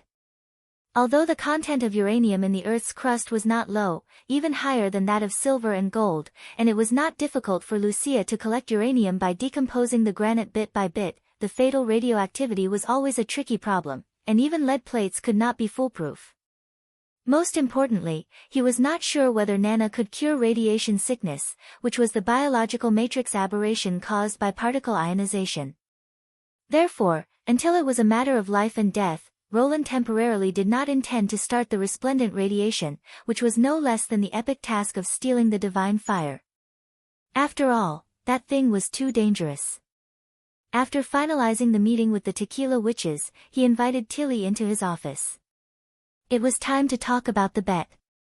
After pouring her a cup of chaos drink, Roland cleared his throat and said, about the previous hunting competition. Although Agatha is indeed a member of the Witch Union, the Neverwinter team didn't win. Tilly seemed to have already guessed Roland's thoughts, and her eyes curved into a crescent moon. Brother, this bet can only be considered a draw. If you want to count Miss Leaf in the Neverwinter team, I won't admit it. Of course, this bet is indeed a draw, but I still want you to stay, Roland said frankly. Such a straightforward statement made Tilly slightly stunned. Ah. So it's a win-win situation. How about it? This was the first time Roland had seen Princess Tilly so speechless. He had to admit that she looked quite lovable. I'll set up a fund with 30% of the Chaos Drinks revenue to reward people who have made contributions to Neverwinter, regardless of whether they're witches or ordinary people. You can settle down in Neverwinter, either in the witch building or with the migrants from Sleeping Island. After talking about business, Tilly quickly recovered from her daze. She pretended to be nonchalant and coughed twice. Only 30%? I think we agreed on 50% at the start. Because according to my calculations, even 30% would be a shocking number. Giving it out as a bonus would be enough to last a lifetime. Roland explained, the rest of the money will be used for the construction of Neverwinter, including the witches' residences and necessary facilities, as well as salaries. In general, they will be spent where they are most needed. If you need it, you can withdraw it directly. Even if I use up all the golden dragon I earned? Of course, storing it in the warehouse is just a waste of space, he said indifferently. In the future, when the precious metal currency could not keep up with the demand for productivity growth, the credit currency would appear. At that time, money would become a simple number for the government, which could be printed directly. It was meaningless for him to store money. Tilly pursed her lips and said, "It sounds like a good deal." "That's why it's called a win-win situation," Roland said slowly. "What do you think?" She sighed and said, "Since you've put it this way, I can only agree."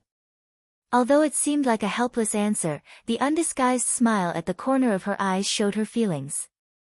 Roland could not help but smile. A year ago, she was skeptical, but now she was relaxed and smiling. Tilly probably finally believed that he could bring a comfortable and stable life to the witches. By the way. After chatting for a while, he changed the topic to the recovery plan of the southernmost region.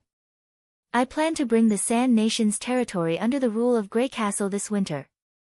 Their customs and inheritance of power are completely different from the Four Kingdoms. If I want to completely conquer it, I need your help."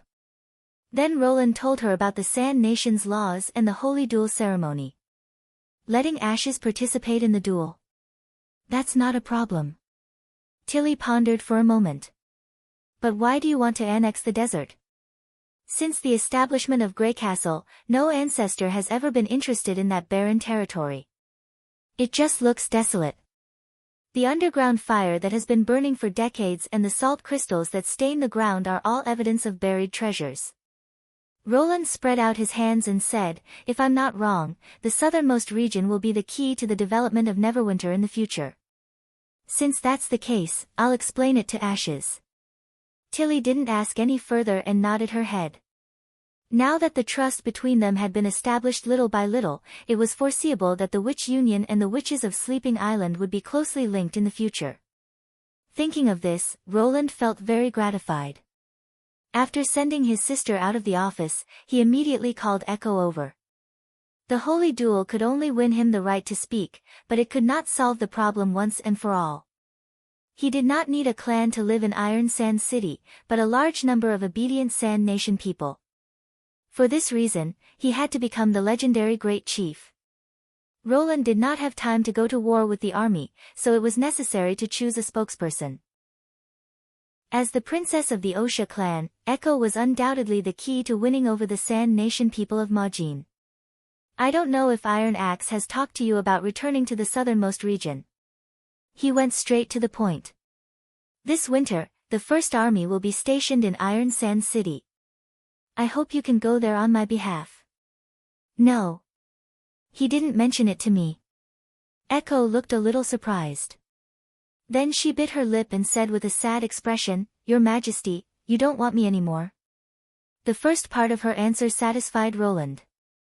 It seemed that Iron Axe also understood that the marching was a secret of the kingdom and did not easily disclose it to his clansmen.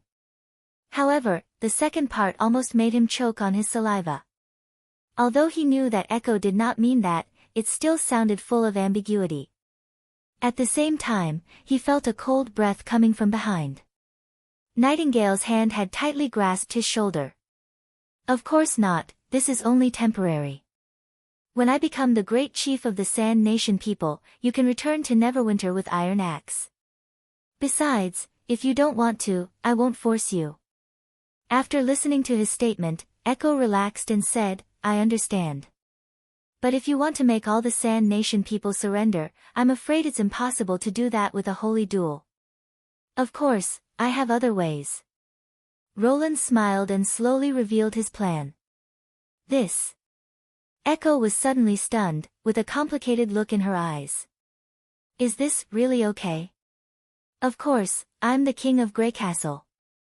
If I say it's okay, then it's okay, he said word by word. By the three gods, the Sand Nation people will never forget your kindness. She no longer hesitated. She knelt on one knee and solemnly bowed to him. Echo is willing to complete this mission for you. Very good. Roland stood up and helped the Majin woman who had gone through a lot. Then I'll leave it to you. You're tuning in to the Blissful Bookshelf YouTube channel. We're so grateful for your support, and don't forget to subscribe to join us on this incredible journey through captivating stories. Your generosity through donations truly makes a world of difference, as it's the primary source of revenue that allows me to expand and enhance this channel for you. Thank you from the bottom of my heart for being a part of this adventure.